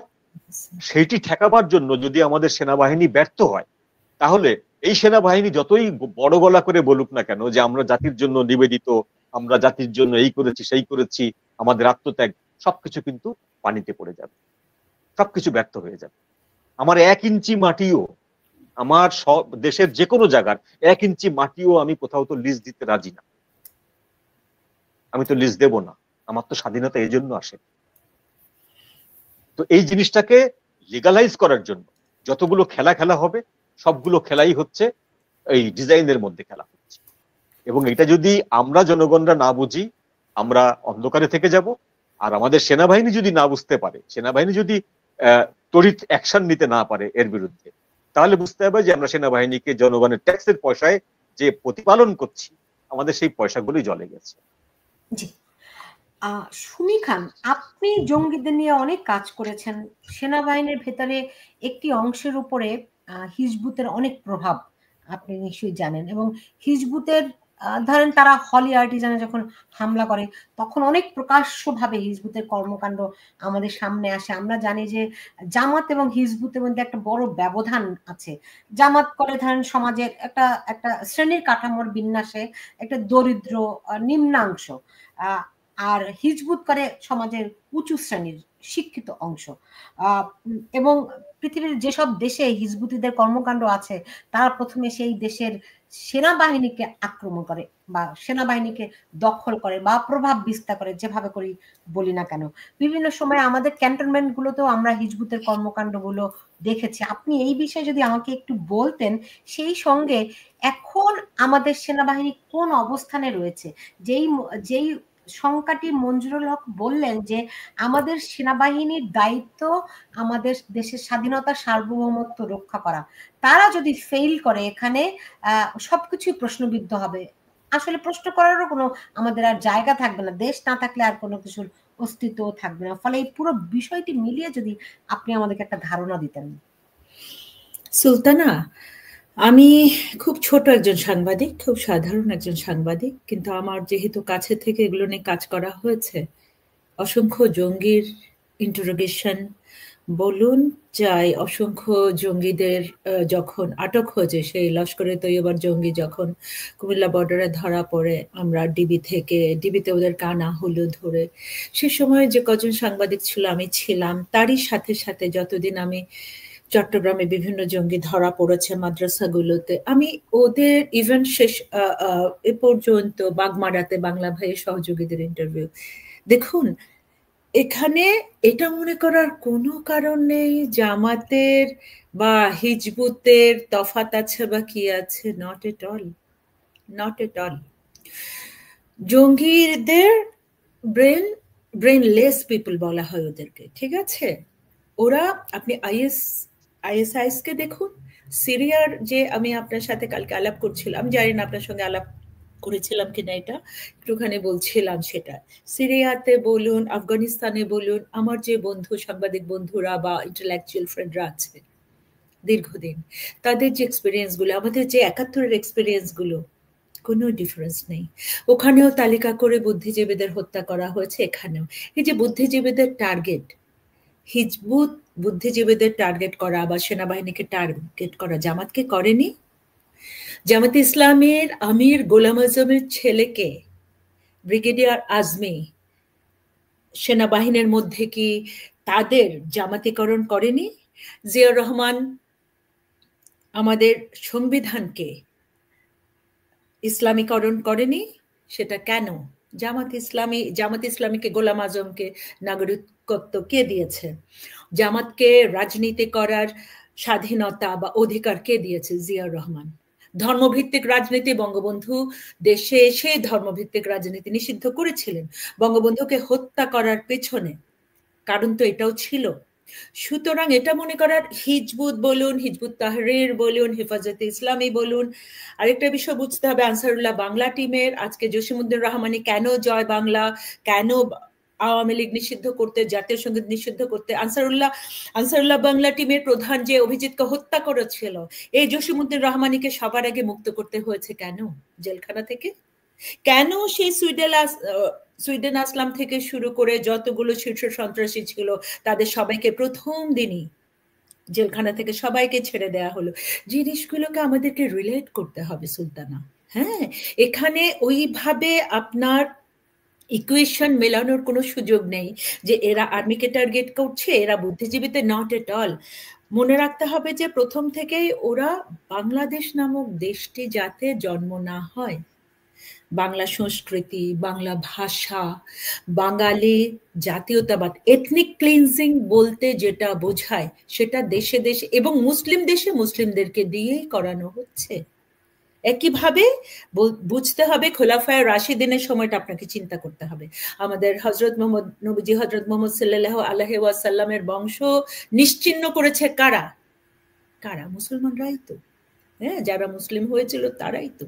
তাহলে তারা যে আজকে যে ইসলামী সংগঠনগুলো বলছে যে মেয়েদেরকে যে সবকিছু থেকে সবকিছু থেকে দমন করা হচ্ছে, কাপড় চোপড়, এই যে বললাম কোন কাপড়টা পরলে একটা মেয়ে রাস্তায় নিশ্চিন্ত হবে, এই জন্ম থেকে এইটুকু একদিনের বাচ্চাকেও তো হিজাব পরিয়ে মুক্ত রাখা যাচ্ছে না, পোশাক তো মুক্তি দেয়নি। তারা যে আইয়ামে জাহেলিয়াতের যুগ বলছে, ইসলাম প্রতিষ্ঠা হয়েছে, তার আগে আইয়ামে জাহেলিয়াত ছিল। কেন? মেয়ের কন্যা সন্তান জন্মালে কবর দেয়া হতো। এখন তারা কি করছে? তাহলে আমাদের বুঝতে হবে না, তারা ইসলাম বলুন, কোন ধর্ম বলুন, কিছুই মানে না। তারা কিছু ব্রেনলেস পিপল, তারা নানান নামে নানান সংগঠনে, ধ্বজা তাদের একটাই, মানুষকে ধ্বংস করতে হবে, দেশকে ধ্বংস করতে হবে, শুধু বাংলাদেশ না। এই যে একটু আগে আপনি বলছিলেন চিকেন নেক আপনার টার্গেট করা, বা এই যে ফজলুর রহমান যে বলছেন 7 সিস্টার ধ্বংস করবেন, আপনি মানচিত্র বদলাতে পারবেন না।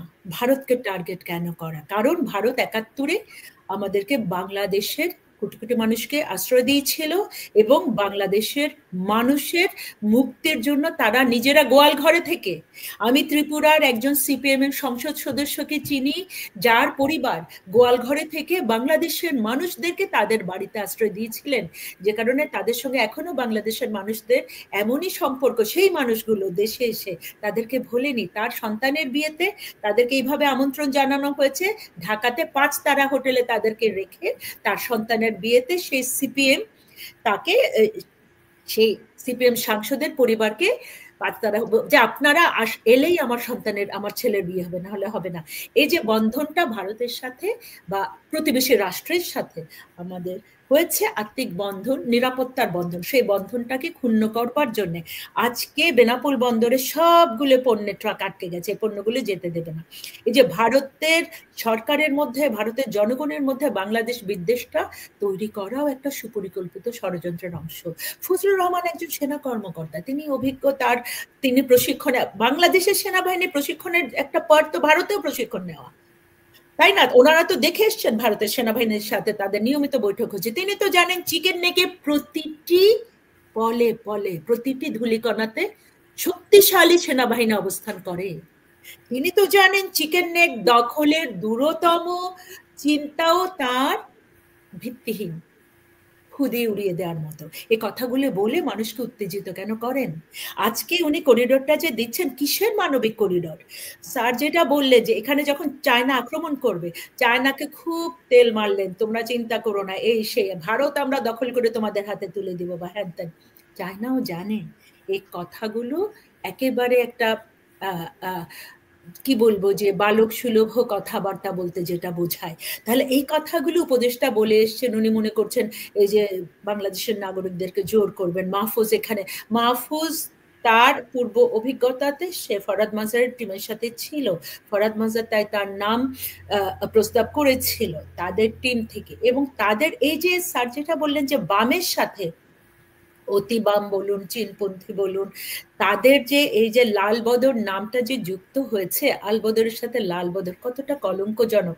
অথচ আমরা জানি বাম আন্দোলনের ঐতিহাসিক যে আমরা জানি, আজকে বলুন যে এই উপমহাদেশে কমিউনিস্ট নেতারা কত নাম করা ছিলেন, তারা তো মানুষের কাছাকাছি ছিলেন, মানুষের অধিকারের জন্য আন্দোলন করেছেন। খান আব্দুল গফর খান, সীমান্ত গান্ধী কেন তার নাম, তাই না? মহাত্মা গান্ধীর নামের সাথে তার নামে গান্ধী যুক্ত করা হয়েছিল, যিনি সীমান্ত বিলুপ্ত করে মানুষের এই উপমহাদেশে মানুষের স্বাধীনতার জন্য প্রাণ দিয়েছেন। আজকে পাকিস্তানেও জামাতে ইসলাম নিষিদ্ধ করা হয়েছে। ইমরান খানকে আজকে কারাগারে বন্দী করা হয়েছে। ইমরান খান বলেছিলেন যে শেখ হাসিনার কাছে কি ম্যাজিক আছে যে তিনি বাংলাদেশকে এতটা উন্নত জায়গায় নিয়ে গেছেন। সে ইমরান খান পাকিস্তানের জেলখানায়। তাহলে এই উপমহাদেশ যে অস্থির করা, ভারতের জায়গা থেকে তার নিরাপত্তা নিশ্চিত করবে, তার সীমান্ত নিশ্চিত করবে, এটা যে কোনো দেশ তার সীমান্ত নিশ্চিত করার জন্য কাজ করবে। আজকে এটা মনে করার একটাই আমাদের ভিত্তি যে আমাদের সেনাবাহিনীতে বারবার যুগে যুগে ধর্মের নাম করে, সেনাবাহিনী যে কোনো দেশের প্রতিরক্ষা বাহিনী, সেটা তার তার ধর্ম, সেনাবাহিনীতে ধর্ম বর্ণ নির্বিশেষে সকল ধর্মের সকল মানুষ থাকবে প্রতিরক্ষা বাহিনীতে, সশস্ত্র বাহিনীতে, তাই না? আজকে একজন হিন্দু পুলিশ অফিসারকে তার ছোট্ট ছোট্ট বাচ্চা সহ ধর্মান্তরিত করে তাকে হিন্দু করানো হলো, বিজেপি কর্মকর্তাকে, ইয়েকে, জওয়ানকে। কেন তাকে মুসলিম হতে হবে? যে মুসলিম কেন তাকে হিন্দু হতে হবে? যে বৌদ্ধ সে জন্মসূত্রে বা পারিবারিক এই যে প্রক্রিয়াগুলো, এগুলো তো আমাদের পুরো বাহিনীকে প্যারামিলিটারি বলুন বা মিলিটারি বলুন, সশস্ত্র বাহিনী বলুন, আমাদের প্রতিরক্ষা বাহিনীর প্রতিটি ক্ষেত্রকে একেবারে দুর্বল করে, একেবারে জেরবার করে দেওয়া হয়েছে, ছাড়খাড় করে দেওয়া হয়েছে দেশের প্রতিটি অংশকে বিপন্ন করতে। এটা আমাদের ভাবতে হবে। জি, মঞ্জুরুল হক এখানে একজন একটা প্রশ্ন করেছেন যে সেনাপ্রধান কিসের ভয় করছেন? দেশের 90% জনগণ তার পক্ষে। জাতিসংঘের শান্তি মিশনে না গেলে সেনাবাহিনীকে কেউ দেশদ্রোহী বলবে না। এই বর্গী বাহিনীকে তাড়ানো হোক, দেশটা শেষ। সেনাপ্রধান কিসের ভয় করছেন? এই প্রশ্নের উত্তর খুব সহজে সংক্ষেপে দেওয়া সম্ভব না, এবং এই স্পেসেও বলা সম্ভব না। যতটুকু বলা সম্ভব সেটা হচ্ছে যে তিনি জানেন যে একবার যদি তিনি ক্ষমতা দখল করেন তাহলে তার পেছনে লেগে থাকা বা তার বিরুদ্ধচারণ করা যে গ্রুপটি আছে, যে গ্রুপটি এখন পর্যন্ত সরাসরি তার বিরুদ্ধে অস্ত্র ধরার সাহস করছে না, তারা সেটা করতে পারে। তারা যদি সেটা করে তাহলে একটা বড় ধরনের একটা ব্লাডশেড তৈরি হবে দেশে, বড় ধরনের একটা ম্যাসাকার। তো সেই ম্যাসাকারটা উনি এড়াতে চাইছেন, এইটা নাম্বার 1।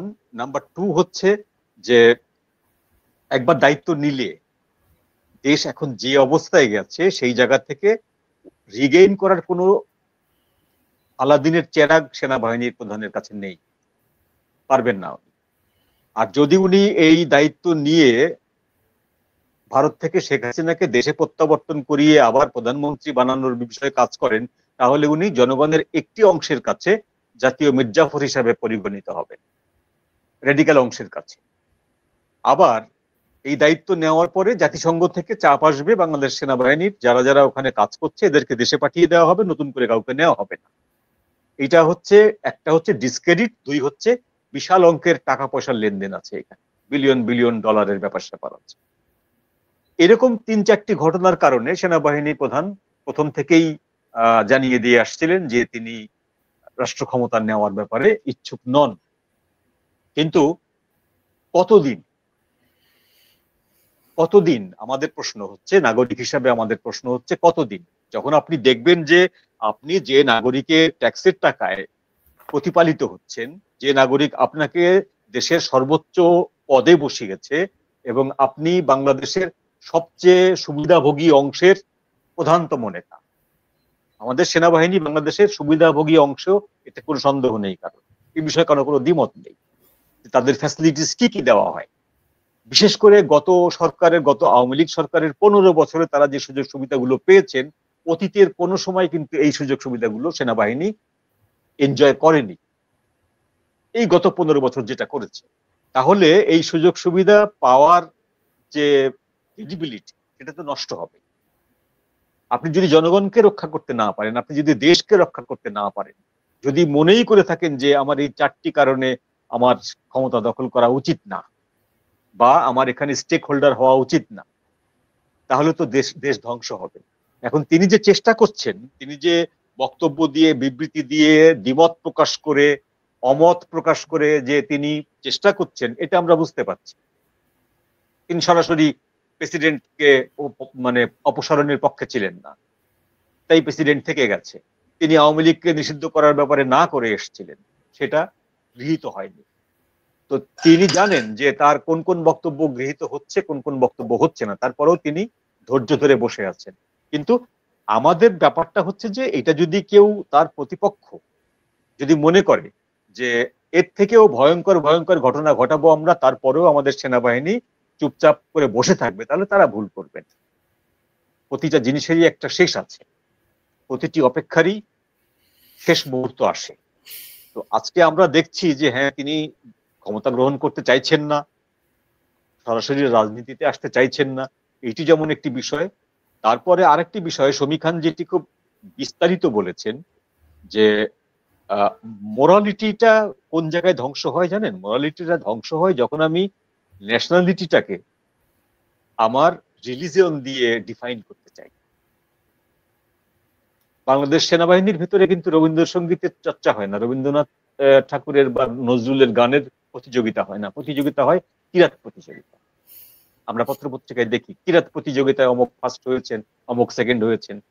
বাংলাদেশ সেনাবাহিনীর ঊর্ধ্বতন অফিসাররা বিভিন্ন ক্লাবে যান, তারা হাই সোসাইটি মেনটেন করেন, তারা বুর্জ কালচারের যে জিনিসগুলো সেগুলো এনজয় করেন।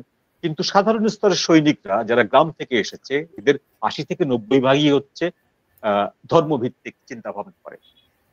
সেটা জামাতের প্রভাবে হোক, হিজবুতের প্রভাবে হোক, বা উলামায়ে ইসলাম প্রভাবে হোক, বা হেফাজত ইসলামের প্রভাবে হোক, যার প্রভাবেই হোক, তারা কিন্তু ধর্মভীরু। এই ধর্মভীরু শব্দটা কিন্তু একটা মডারেট শব্দ। আমরা ধর্মভীরু শব্দটা ব্যবহার করি ছাড় দেওয়ার জন্য, ধর্মান্ধ বলি না। ধর্মভীরু মানে ধর্মান্ধই আসলে এক কথা।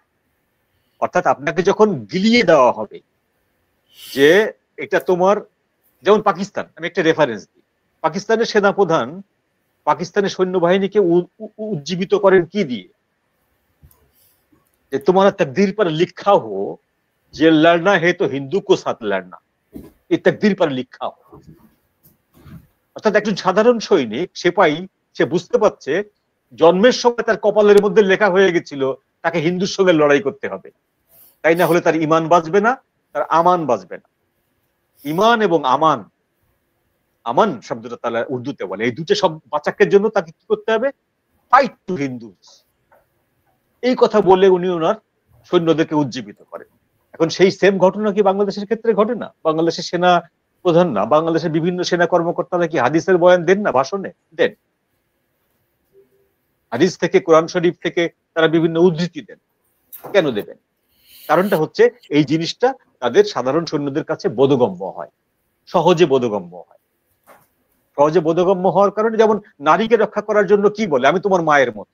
যে কোনো নারী বিপদে পড়লে যখন দেখে যে গুন্ডারা তাকে আক্রমণ করছে, তখন কি বলে আশ্রয় পেতে চায়? আমি বাবা, আমি তোমার মায়ের মতো। অর্থাৎ সেই ব্যক্তিটি যত ঘৃণ্য হোক, অপরাধী হোক, একটি জায়গায় সে দুর্বল, সেটি হচ্ছে তার মায়ের কাছে। ঠিক সেই রকম ভাবে যে ব্যক্তিটির মাথায় অন্যান্য জ্ঞান কম, অন্যান্য বিদ্যা কম, তার মাথায় ধর্ম বেশি, তখন তাকে ধর্মের রেফারেন্সটা দিতে হবে যেন সে সহজে ক্যাচ করতে পারে, গ্রহণ করতে পারে। ওই জন্য সমতার কথা বললে বলা হয় যে আমরা উমরীয় শাসন চাই। সমতার কথা বললে বলা হয় না যে আমরা লেনিনের শাসন চাই, সমাজতন্ত্র চাই, মার্ক্সবাদের সমাজতন্ত্র চাই, মার্ক্সবাদ নির্দেশিত সমাজতন্ত্র চাই। বলা হয় কি উমরীয় শাসন চাই, অর্থাৎ উমরের শাসনটা সমতার ভিত্তিতে ছিল। তো সেই জন্য আমাদের সেনাবাহিনীর একটা অংশ র্যাডিকালাইজড হয়েছে, এই বিষয়ে কোনো সন্দেহ নেই। এবং সেই র্যাডিকালাইজড হওয়ার পেছনে নট অনলি জিয়াউর রহমান, প্রতিটি সরকার দায়ী, প্রত্যেকটি সরকার ৭৫-এর পরে প্রত্যেকটি সরকার দায়ী কম বেশি র্যাডিকালাইজ করার ব্যাপারে। এখন যখন থলের এই আলাদিয়েটা দৈত্যটা বোতল খুলে বের হয়ে গেছে, ছিপি দিয়ে বন্ধ করা যাবে না। এটাকে নির্মূল করা ছাড়া ছিপি দিয়ে বন্ধ করা যাবে না, এবং এই নির্মূলের জন্য জনগণকে মাঠে নামতে হবে। সেটা আওয়ামী লীগের নেতৃত্বে হোক বা বিএনপির নেতৃত্বে হোক বা যার নেতৃত্বে হোক, জনগণ মাঠে না নামা পর্যন্ত সেনাবাহিনীর ভেতরকার এই যে দোদুল্যমানতা, ডক্টর ইউনূসের ক্যাবিনেটের এই যে স্বেচ্ছাচারিতা, বিভিন্ন মব, বিভিন্ন জায়গায় গজিয়ে ওঠা সেমি সরকার, হ্যাঁ, সিকি সরকার, আধা সরকার, আমরা দেখছি যে সব জায়গায় এই সবগুলোকে, এই যে এনার্কি গুলো, সারা দেশ ঘুরে এনার্কি গুলো, এই এনার্কি গুলো দমন করার একটাই একমাত্র উপায় যে মাস পিপুলের একটা বিশাল জাগরণ। এই জাগরণটা এমনি এমনি হয় না, এটা রাজনৈতিক দলগুলোকে এটা মোবিলাইজ করতে হয়। এখন সেই রাজনৈতিক দলকে আমরা এখন পর্যন্ত দেখতে পাচ্ছি না। বিএনপি তার দায়িত্ব পালন করতে ব্যর্থ হয়েছে, বাম দলগুলো দায়িত্ব পালন করতে ব্যর্থ হয়েছে, জামাত এই দায়িত্ব কোনোদিন পালন করবে না, কারণ জামাতের কাছে ইকোনমি কোনো ম্যাটার করে না। তারা নিজের একটা ইকোনমি তৈরি করে নিয়েছে আরবি নাম দিয়ে, সেটা একটা হিপোক্রেসি। তারা সুদ খায় না, অথচ ব্যাংক ব্যবস্থা সুদ ছাড়া নাই, এরকম হিপোক্রেসি আছে। তাহলে আমাদেরকে অপেক্ষা করতে হবে যে জনগণকে যদি কোনো রাজনৈতিক দল উজ্জীবিত না করতে পারে, জনগণ স্বয়ং নিজেরা উজ্জীবিত হবে, উজ্জীবিত হয়ে জনগণ রাস্তা দখল করবে, তারপরেই শুধুমাত্র এইসব স্টেক হোল্ডাররা যার যার যার যার অবস্থানে চলে যাবে।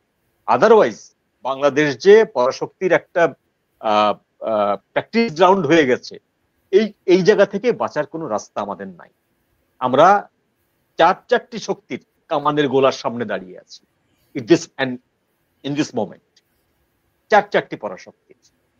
এখানে ডক্টর ইউনূস কোনো ক্ষমতাই তার নাই, এখানে আমাদের সেনাবাহিনীর কোনো ক্ষমতাই নাই, আমাদের জনগণের কোনো ক্ষমতা।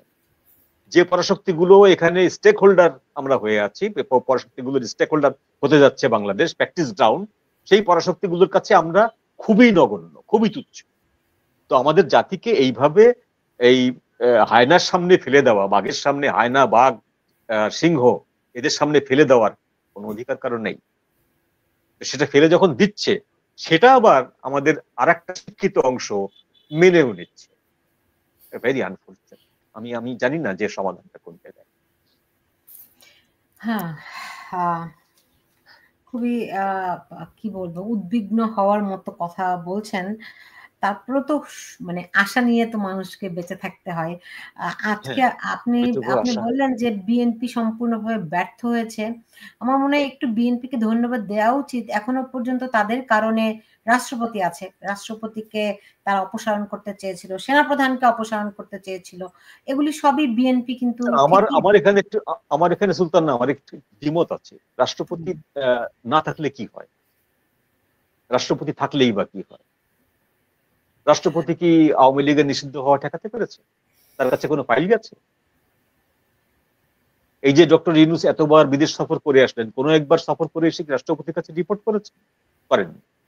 যে রাষ্ট্রপতিকে সেনাবাহিনীর প্রহরায় নিজের ঘরের ভিতরে গৃহবন্দী থাকতে হচ্ছে, সেই পদ থাকলেই বা কি না থাকলেই বা কিচ্ছু যায় আসে না। রাষ্ট্রপতি কালকে চলে গেলে কে রাষ্ট্রপতি হবেন? ডক্টর ইউনূস রাষ্ট্রপতি হবেন? তখন তো প্রেসিডেন্সিয়াল গভর্নমেন্ট হবে। প্রেসিডেন্সিয়াল গভর্নমেন্ট ব্যবস্থা যদি জামাত এবং বিএনপি মেনে নেয়, ফাইন, আমাদের কোনো সমস্যা নেই, মেনে নিক। ওই জন্য রাষ্ট্রপতিকে ঠেকালেই বিএনপি মহান একটা কাজ করে ফেলেছে, সংবিধানকে ছুঁড়ে ফেলা দেওয়া ঠেকিয়েছে, মহান কাজ করে ফেলেছে, আমি এটা মনে করি না। সংবিধান সংশোধন করা কিন্তু তারা ঠেকাতে পারেননি। সংবিধান সংশোধন ঠিকই করা হচ্ছে। সংবিধান সংশোধিত না হলে তারা একটি রুলস জারি করবে, একটি নোট তৈরি করবেন, জুডিশিয়াল নোট। সেই জুডিশিয়াল নোটের বলে তারা ক্ষমতায় থাকবে। সংবিধান দরকার নেই। সংবিধানের কোন জিনিসটা প্রতিপালিত হচ্ছে, কিচ্ছু না। সংবিধানকে শপথ নিয়ে, সংবিধান ছুঁয়ে শপথ নিয়ে তারা ক্ষমতায় আছেন, কিন্তু সংবিধানের কোনো কিছু প্রতিপালন করছেন না। তাহলে ওই সংবিধান মাটিতে ছুঁড়ে ফেললো না পানিতে ছুঁড়ে ফেললো, কি যায় আসে আমাদের? কিচ্ছু না। বিএনপি ব্যর্থ হয়েছে কোন জায়গায়? বললাম যে বিএনপি জনগণের কাছ থেকে সরে এসেছে। বিএনপির কাছে যে জনগণ ছিল, সেই জনগণকে দিয়ে বিএনপি এখন মাঠ দখল করতে পারে, সেটা করেনি।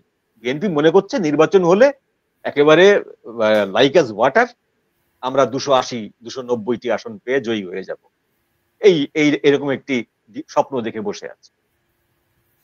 আপনার কি মনে হয় সেই স্বপ্ন থেকে বিএনপি কিছুটা হলেও সরেছে? ইদানিং কালে তারা যেরকম বক্তব্য দিচ্ছে তাতে কি সেরকমটা মনে হয়?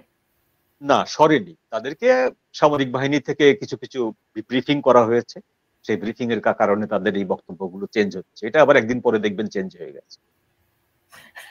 সবকিছু আসলে আনস্টেবল, কারণ এতগুলো স্টেক হোল্ডার যখন থাকে তখন ওই কোনো কিছুই স্থির থাকে না, একজনের উপরে আরেকজন এসে দান দিয়ে দিচ্ছে। সুমি খান, এখন আমরা শুনছি যে জুলাই ঘোষণা দেয়া হবে, সংবিধান সবকিছু বাতিল, তখন ডক্টর ইউনূস তখন তার একচ্ছত্র প্রভাব রাখতে পারবেন, এখানে আর তখন আর কেউ থাকবে না। এই বিষয়ে কি আপনার আমাদেরকে কোনো ইয়ে দিতে পারেন, এটি হবে কিনা? সেই সঙ্গে মঞ্জুরুল হক, আপনার কাছে একটা প্রশ্ন রেখে দিলাম। আজকে আমরা দেখেছি যে আপনি বলছিলেন যে জনগণকে সামনে এগিয়ে আসতে হবে, যদিও তাদের কোনো ক্ষমতা নেই বলছেন, এবং রাজনৈতিক দলগুলোকে নেতৃত্ব দিতে হবে।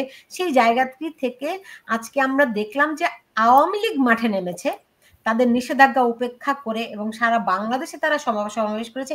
এই বিষয়ে আপনার প্রতিক্রিয়া আমি জানতে পারবো। শেষ পর্যন্ত কি আওয়ামী লীগকে এই হাল ধরতে হবে কিনা, এই প্রশ্নটি থাকলো আপনার কাছে। সুমি খান। হ্যাঁ, এখানে একটা কথা আমার আবারও বলতে হচ্ছে, যেটা মঞ্জুর স্যারও বলেছেন, যে সংবিধান সংশোধন বা সংবিধান ছুঁড়ে ফেলা, আপনার মনে আছে যে আলী রিয়াজকে প্রধান করে সংবিধান সংশোধনের টিম করেছিলেন, এবং আলী রিয়াজ বক্তব্য দিয়েছেন গতকাল যে মুক্তিযুদ্ধই। তিনি জুলাই বিপ্লবকে ডিজোন করেছেন ঘোষণা দিয়ে, এই নামটা ডিজোন করেছেন, স্বাধীনতাকে ডিজোন করেছেন। তিনি তার কথা আবার নতুন করে তিনি বলছেন এখন বাংলাদেশের মুক্তিযুদ্ধ, বাংলাদেশের সংবিধান। আচ্ছা, সেই জায়গাতে তারা যে কথাগুলো আজকে বলছে, এই কথাগুলো আদৌ হবে কিনা আমার যথেষ্ট সন্দেহ আছে। এই জন্য সন্দেহ আছে যে বাংলাদেশে জেলেনস্কি নাই, বাংলাদেশ ইউক্রেন না। এই পরিস্থিতিতে ইউক্রেন যা হয়েছে, যে পরিণতি হয়েছে, সেই পরিণতি সবাই দেখতে পাচ্ছে। ট্রাম্প কি করছে, ট্রাম্পের কথার সূত্র ধরে আজকে সবকিছুই হারালো ইউক্রেন। তাদের খনিজ সম্পদ, সব 42 রকমের খনিজ সম্পদের মালিকানা নিয়ে নিল মার্কিন যুক্তরাষ্ট্র। বরঞ্চ জেলেনস্কি যদি তখন পুতিনের সঙ্গে তাদের সমঝোতামূলক, এই যে নিকটতম প্রতিবেশী বলুন, বটবৃক্ষ বলুন, তার যে অভিভাবক বলুন, প্রতিবেশী, শক্তিশালী প্রতিবেশী হিসাবে সমঝোতামূলক থাকলে আজকে ইউক্রেনের এতগুলো প্রাণহানি, কোটি কোটি প্রাণহানি হতো না, ধ্বংস, একের পর এক শহর ধ্বংসস্তূপে পরিণত হতো না, মানুষজন বাঁচতে পারত। তাই আমি বলছি যে জিও পলিটিক্সের ধারাবাহিকতায় সিরিয়া বলুন, ইরাক বলুন, লিবিয়া বলুন, বাংলাদেশ সেটা হবে না। কিন্তু বাংলাদেশের মানুষ এতটাই শক্তিশালী, এক হতে পারছে না শুধু নেতৃত্বের দুর্বলতার কারণে। আজকে আমি এই মুহূর্তে আবারও বলছি যে আমি আবারও বিশ্বাস করি, হ্যাঁ, বিএনপির ব্যর্থতা আছে, বিএনপির সাংগঠনিক দুর্বলতা আছে, এটা আমাদের মানতেই হবে। আর বাম রাজনীতি যারা করছেন, তারা 5 জন, তারা নিজেদের ভাগ বটরা করতে করতে করতে করতে এক একটা দলকে তারা শতধা ভাগে বিভক্ত করেছেন। একটা সময় কমিউনিস্ট পার্টির অংশ, মহিলা পরিষদ, খেলাঘর, উদীচী, তাদেরকে সত্যেন সেন উদীচীর প্রতিষ্ঠাতা, কমরেড মনি সিং, তাদের কি ভূমিকা ছিল? ন্যাপ কমিউনিস্ট পার্টির ছাত্র ইউনিয়ন গেরিলা বাহিনীর কি শক্তিশালী ভূমিকা ছিল? আজকে কোথায়? আজকে এক ভোটের ব্যবধানে মুজাহিদুল ইসলাম সেলিম ফিরে গেলে তার পক্ষের যারা আছেন তারা মিলে আরেকটা গ্রুপ, সিপিবি আরেকটা গ্রুপ করবেন। কই, তারা তো ভাবছেন না যে কি করে তারা জনগণের মধ্যে যাবেন। এই পার্টিগুলোর জন্য সারা বাংলাদেশের হাজার হাজার লক্ষ লক্ষ মানুষ, মনোরমা মাসিমা থেকে শুরু করে, বেগম সুফিয়া কামাল থেকে শুরু করে অসংখ্য মানুষের, অসংখ্য কমরেড আব্দুল সাত্তার, কমরেড পূর্ণেন্দু কানুঙ্গ, বিপ্লবী অনঙ্গ সেন, অসংখ্য মানুষের প্রাণ ছিল। মাস্টারদা সূর্য সেন 4 দিন স্বাধীন রেখেছিলেন ভারতবর্ষকে ব্রিটিশদের বিরুদ্ধে। সেই মাস্টারদা সূর্য সেনের ইতিহাস বলুন, সেই বীরকন্যা প্রীতিলতার ইতিহাস বলুন, জানে কি আমাদের আজকের সন্তানেরা? ওরা ওয়ান্ডার ওমেনকে বীর মানে, ওরা হচ্ছে গিয়ে সুপারম্যানকে বীর মানবে, কিন্তু সুধাস একমাত্র আমাদের ছিল। মাস্টারদা সূর্য সেন ছিলেন, হ্যাঁ, অগ্নিযুগের বিপ্লবীরা এক একজন ছিলেন, তারা প্রত্যেকে বড় বড় জমিদার ছিলেন, বড় বড় জমিদার বাড়ির শিক্ষিত সন্তানেরা ছিলেন, দেশের জন্য প্রাণ দিয়েছেন। আজকে আপনাকে যখন সেনাবাহিনীকে যদি তাদের শত্রু পাকিস্তানের মতোই, পাকিস্তানের কপি করে বাংলাদেশ সেনাবাহিনী করে, যদি তাদের একমাত্র শত্রু হিন্দু, একমাত্র শত্রু ভারত, এই ধরনের অলীক কল্পনার মধ্যে যদি অন্ধকারে ডুবিয়ে দেয়, তারা তো বাস্তবতায় নেই।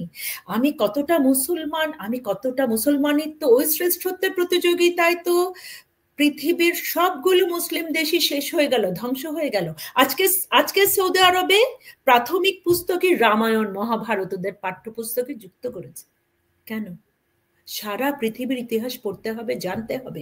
আজকে সৌদি আরবে নারীদেরকে ড্রাইভিং এর অধিকার দিয়েছে, ভোটাধিকার দিয়েছে, সেটা তো আগে ছিল না।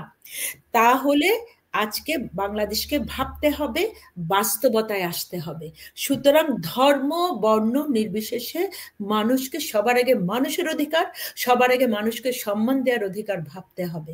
যেটা স্যার বলে গেলেন তার সূত্র ধরে আমি শুধু এটাই বলবো, আমাদের সংবিধান থাকবে, আমাদের সংবিধানকে অক্ষুণ্ণ রাখবার জন্য আমি আবারও বলছি 72-এর সংবিধানে আমাদেরকে ফিরে যেতে হবে। একমাত্র বৈষম্যহীনতা দিতে পারে 72-এর সংবিধান, এবং তার পরবর্তীতে যতগুলো সরকার এসছে, আমি স্যারের সাথে একমত, অতগুলো সরকার রেডিক্যালিজমকে প্রমোট করেছে, এক অর্থে প্রমোট করেছে, আমি স্যারের সাথে একমত।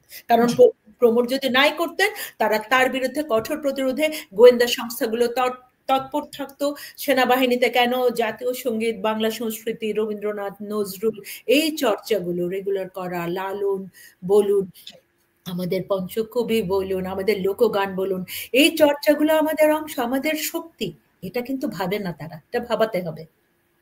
জি, মনজুরুল হক, আপনার কাছে প্রশ্ন রেখেছিলাম যে রাজনৈতিক শক্তি আসলে কোথা থেকে আসবে।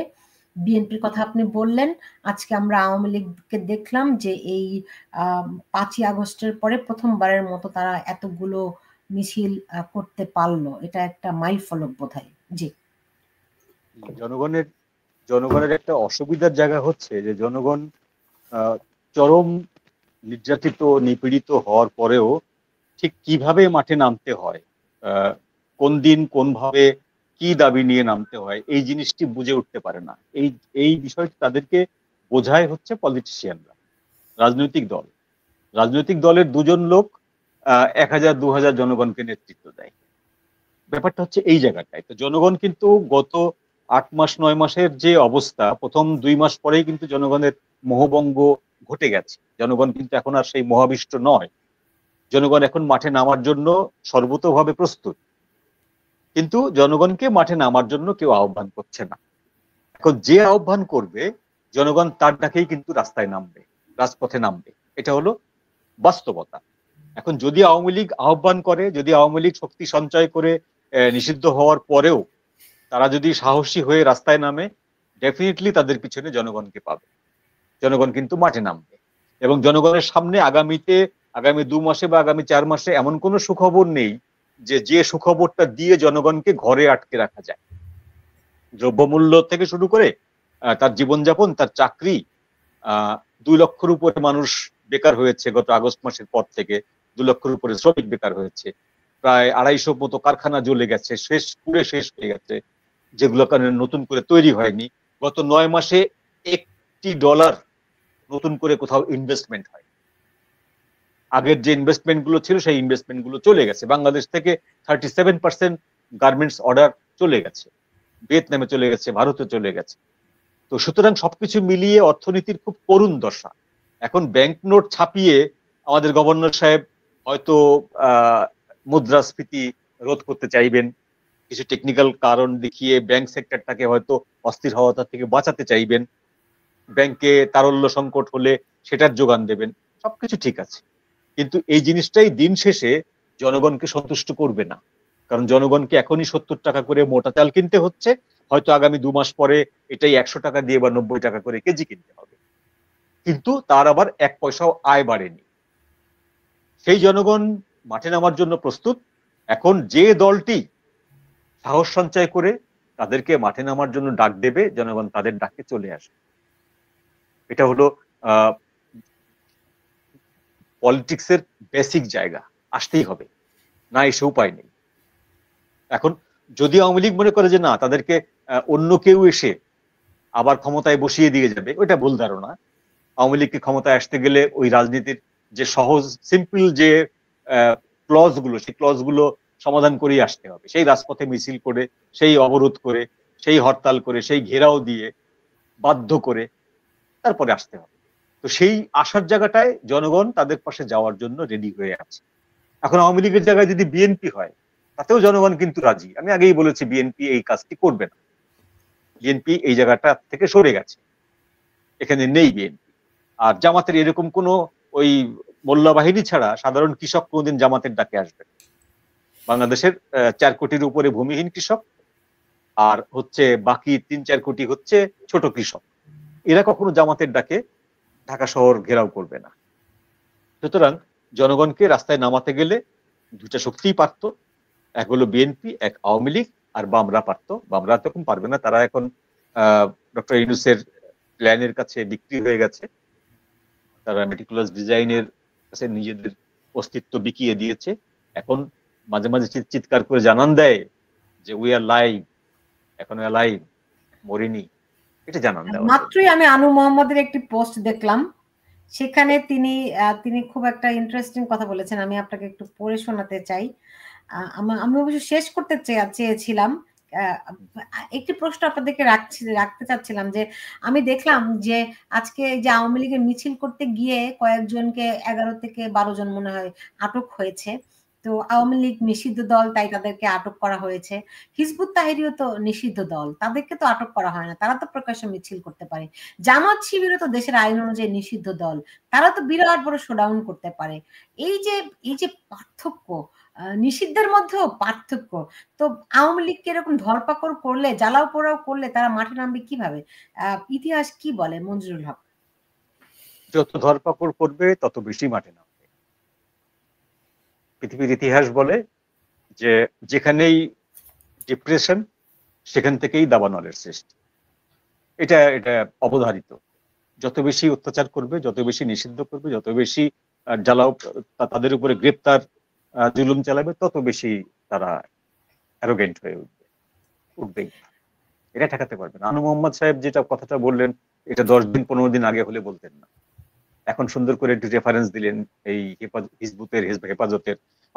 আমরা কি দেখছি? আমরা এমন কোন ঘটনা কি দেখেছি আমাদের 3টি বিভাগে, বিচার, আইন ও ওই আইন বিভাগ, বিচার বিভাগ বা নির্বাহী বিভাগে এমন কি কোনো ঘটনা দেখেছি যেটা আইন সিদ্ধ ভাবে হয়েছে? হয়নি। একজন আমাকে এখানে প্রশ্ন করেছেন, জামাত নিষিদ্ধ না। দেশে প্রচলিত আইন অনুযায়ী শেখ হাসিনা যখন প্রধানমন্ত্রী, তিনি জামাতকে নিষিদ্ধ করে গেছেন, সেই নিষিদ্ধাদেশ তার প্রত্যাহার করা হয়নি এখন পর্যন্ত, ফলে তারা তো নিষিদ্ধ না। প্রত্যাহার করেছে 26 দিন পরে, ওরা ক্ষমতায় এসে প্রত্যাহার করে ফেলেছে। জামাতকে 1 আগস্টে নিষিদ্ধ করা হয়, আর এরা 25 আগস্ট সম্ভবত জামাতের সেই আদেশটি প্রত্যাহার করে ফেলেছে। আচ্ছা, তাহলে মানে দেশে এত ঘটনা ঘটছে, অনেক সময় খেয়ে রাখাটা, মনে রাখাটা কঠিন কাজ।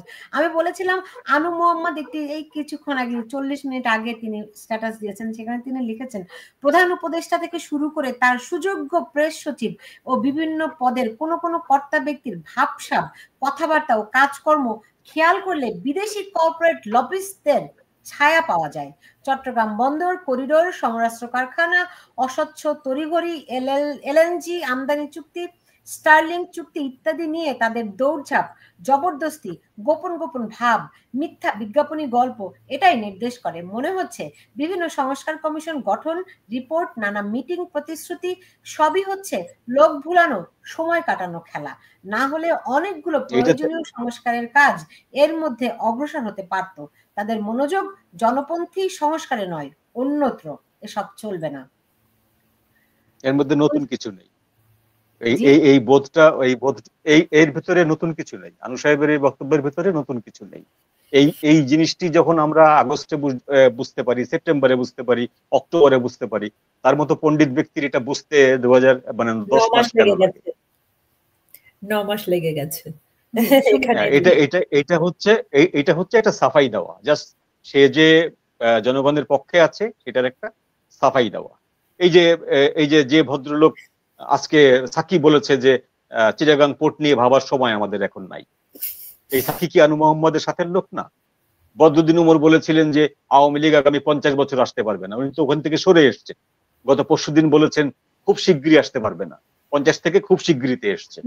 তো এই যে টার্মিনেটিংটা জিনিসগুলো হচ্ছে যে সিচুয়েশন ডিমান্ড করছে যে তোমার চিন্তা ভাবনাটাকে তুমি রিসাফল করো, বা চিন্তা ভাবনাটাকে তুমি আরো গ্রোন আপ করো। ম্যান, আনু সাহেব একটু গ্রোন আপ হয়েছে। এইসব গ্রোন আপ হওয়া দিয়ে কিছু হয় না। তিনি হিপোক্রেসি করেছেন ফার্স্ট টু লাস্ট, এখন পর্যন্ত করে যাচ্ছে একজন বুদ্ধিজীবী হিসাবে। দুঃখজনক। হ্যাঁ, সেটা। সুমি খান, আমি যেটা বলছিলাম যে স্যার যেটা বলছিলেন যে 4 কোটি ভূমিহীন কৃষক কখনো জামাতের পক্ষে যাবে না। এখানে আমার একটা কথা মনে পড়ে গেল, আপনার মনে আছে কিনা সুলতানা, যে মামুনুল হক রিক্সা প্রতীক নিয়ে নির্বাচন করা বা এই ধরনের কিছু প্রতিশ্রুতি দিয়েছিলেন। একটা রিক্সাওয়ালা বলেছিল যে মামুনুল হক তো প্রথম দিনই 5ই আগস্টের পর প্রথম দিনই ইউনূসের পাশে গিয়ে দাঁড়িয়েছিলেন মুজাহিদুল ইসলাম সেলিম, মামুনুল হকের পাশে সিপিবি নেতা, বাম নেতারাও গিয়েছিলেন। একজন রিক্সা চালক মন্তব্য করেছিলেন যে তিনি রিক্সা প্রতীক নিয়ে নির্বাচনের কথা বলেন, অথচ এতদিন ধরে তারা ক্ষমতায় থেকে আমাদের রিক্সা চালকদের এতটুকু ভাত খাবার অধিকারও তারা রাখলেন না। সেই অধিকার নিয়ে তাদের কোনো প্রশ্নও নেই। আমরা শ্রমিকরা, দিনমজুররা, রিক্সা চালকরা আরো বেশি নিঃস্ব হয়ে গেছে। এবং একজন রিক্সাওয়ালা কেঁদে বলেছিলেন যে আমার তো আত্মহত্যা করতে হবে। অগাস্টেই হয়েছিল ঘটনাগুলো। 5-7 দিনের মধ্যে ওরা কোনো রকমের খাবার বা কোনো রকম বাজার করবার সামর্থ্য দ্রুততম সময়ের মধ্যেই তারা হারিয়ে ফেলেছিল। সুতরাং এদেশে জামাতের ডাকে জনগণ আসবে না। এই যে 8 কোটি মানুষ আমাদের বলে ঘোষণা দিল জামাতের শিবিরের নেতারা, ওরা কি করেছে ওরা বলছে, ওরা যদি মেট্রো না ভাঙতো, ওরা যদি মেট্রো রেল ভাঙচুর না করতো, বিটিভি ভাঙচুর না করতো, তাহলে এত দ্রুত ওরা ওদের মেটিকুলাস প্ল্যান সফল করতো না। নিজেরাই তো নিজেদের মধ্যে কম্পিটিশন দিয়ে কে কি করেছে বলছে। অস্ত্র হাতে স্নাইপার রাইফেল চালানোর এক্সপার্ট, তার স্নাইপার রাইফেল নিয়ে বীরত্বের সাথে ছবি দিচ্ছে কিভাবে গুলি করেছে। সেই জায়গাতে এখনো যারা এই হত্যা যজ্ঞগুলোকে সমর্থন করছে, মেটিকুলাস প্ল্যানকে সমর্থন করছে, তাদের আসলে বোধোদয়ের অন্তত সময় হয়েছে, যদি তারা নিজেদের ভালোবাসে, নিজেদের অস্তিত্ব যদি তারা বাঁচিয়ে রাখতে চায়। কারণ দেশ বাঁচলে, সত্যিকার অর্থে আমাদের জাতীয় পতাকাটার সম্মান রক্ষা হলে, দেশ বাঁচলে প্রবাসে যারা আছে তারাও সেটা বুঝতে পারছে। আজকে মালয়েশিয়া থেকে কালকেও 300-র বেশি শ্রমিককে ফিরিয়ে দেওয়া হয়েছে। মালয়েশিয়াতে আবার এনপিসির শাখা গঠন করা হয়েছে।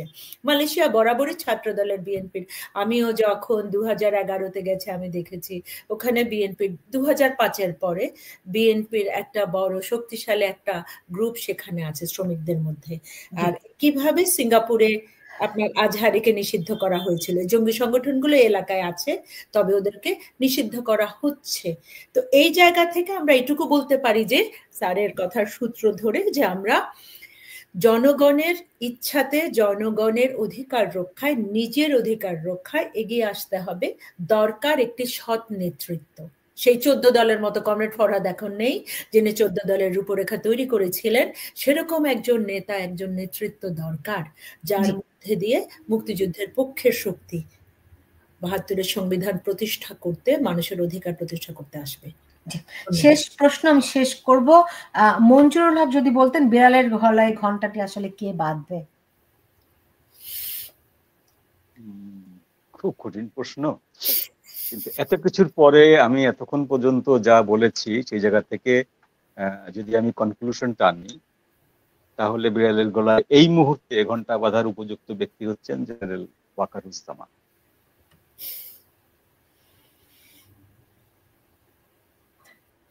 কথা হারিয়ে ফেলেছি। জি, আমি বললাম যে এতক্ষণ ধরে যে কথাগুলো আমরা সম্ভাবনার কথা বলে এসেছি, যে এই কারণে উনি করছেন না, এই কারণে উনি করছেন না, শেষে এসে আমাকে কনক্লুশন টানতেই হচ্ছে। সেটি হলো যে বিড়ালের গলায় ঘন্টা বাঁধার জন্য এই মুহূর্তে দেশের সবচেয়ে যোগ্যতম ব্যক্তিটি হচ্ছেন জেনারেল ওয়াকারুজ্জামান। কিন্তু তার সামনে তো অনেক লিমিটেশন আছে, আপনি বলেছেন। না, লিমিটেশন তো আমি বলেছি, লিমিটেশন থাকবেই। লিমিটেশন ছাড়া কি আপনাকে সহজে কেউ কোনো কাজ করতে দেবে? কিন্তু তার হাতে ক্ষমতা তো আছে, তার হাতে ক্ষমতাও আছে, সেটাই কথা।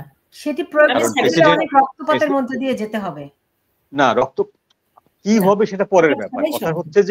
কথা হচ্ছে যে কে করবে। আপনার প্রশ্নটা হচ্ছে যে বিড়ালের গলায় ঘন্টাটা কে বাঁধবে।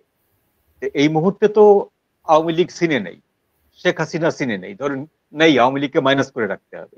বিএনপির খালেদা জিয়া, বিএনপির যে মটো, তারা বিএনপি এই ঘন্টা বাঁধতে যাবে না। জামাত তো যাবে না, জামাতের তো সুবিধা, জামাতের নির্বাচন থাকলেই তাদের দীর্ঘদিনের জন্য সুবিধা। তাহলে কে যাবে? বামপন্থী দলগুলোর ভিতরে কেউ যাবে না। একমাত্র সাংবিধানিক দুটি পোস্ট আছে বাংলাদেশে সংবিধান সম্মত, একটি হচ্ছে প্রেসিডেন্ট শাহাবুদ্দিন, একটি হচ্ছে জেনারেল ওয়াকারুজ্জামান। প্রেসিডেন্ট শাহাবুদ্দিনের কোনো ক্ষমতা নেই, উনি বসে আছেন। একমাত্র ক্ষমতা হ্যান্ডেল করছেন জেনারেল ওয়াকারুজ্জামান। ঘন্টা বাঁধতে হলে তাকেই বাঁধতে হবে, ঘন্টা খুলে দিতে হলে তাকেই খুলে দিতে হবে। বুঝতে পেরেছি, অনেক ধন্যবাদ। শেষে বলতে হবে যে ওয়াকার না ইউনুস, ওয়াকার। হ্যাঁ, সো নিশ্চয়ই শুভ বুদ্ধির উদয় হবে। এর বাইরে সত্যি সত্যি আমিও কোনো পথ দেখছি না। নিশ্চয়ই যদি সেনাবাহিনী এই মুহূর্তে তাদের দেশপ্রেমের পরিচয় দিতে না পারে, তাদের যে শপথ, দেশ, মাতৃভূমি এবং সার্বভৌমত্ব রক্ষার যে দায়িত্ব তাদের কাঁধে আছে, নিশ্চয়ই তারা এই ব্যাপারে এইটি তাদের সবার অগ্রাধিকারের বিষয় হবে, সেই প্রত্যাশা আমি রাখছি। মঞ্জুরুল হক এবং সুমি খান, আপনাদের দুজনকে অনেক ধন্যবাদ জানাচ্ছি আমার সঙ্গে। ধন্যবাদ দর্শকদের। ধন্যবাদ, শুভরাত্রি। দর্শক, এই ছিল আমার এখনকার আয়োজনে। শেষমেশ ওটি হলো যে যেখানে যে অবস্থাতে আমরা থাকি না কেন, দেশ সবার ঊর্ধ্বে, দেশের স্বাধীনতা সার্বভৌমত্বকে বিবেচনায় রেখে সবাইকে ঐক্যবদ্ধ হতে হবে।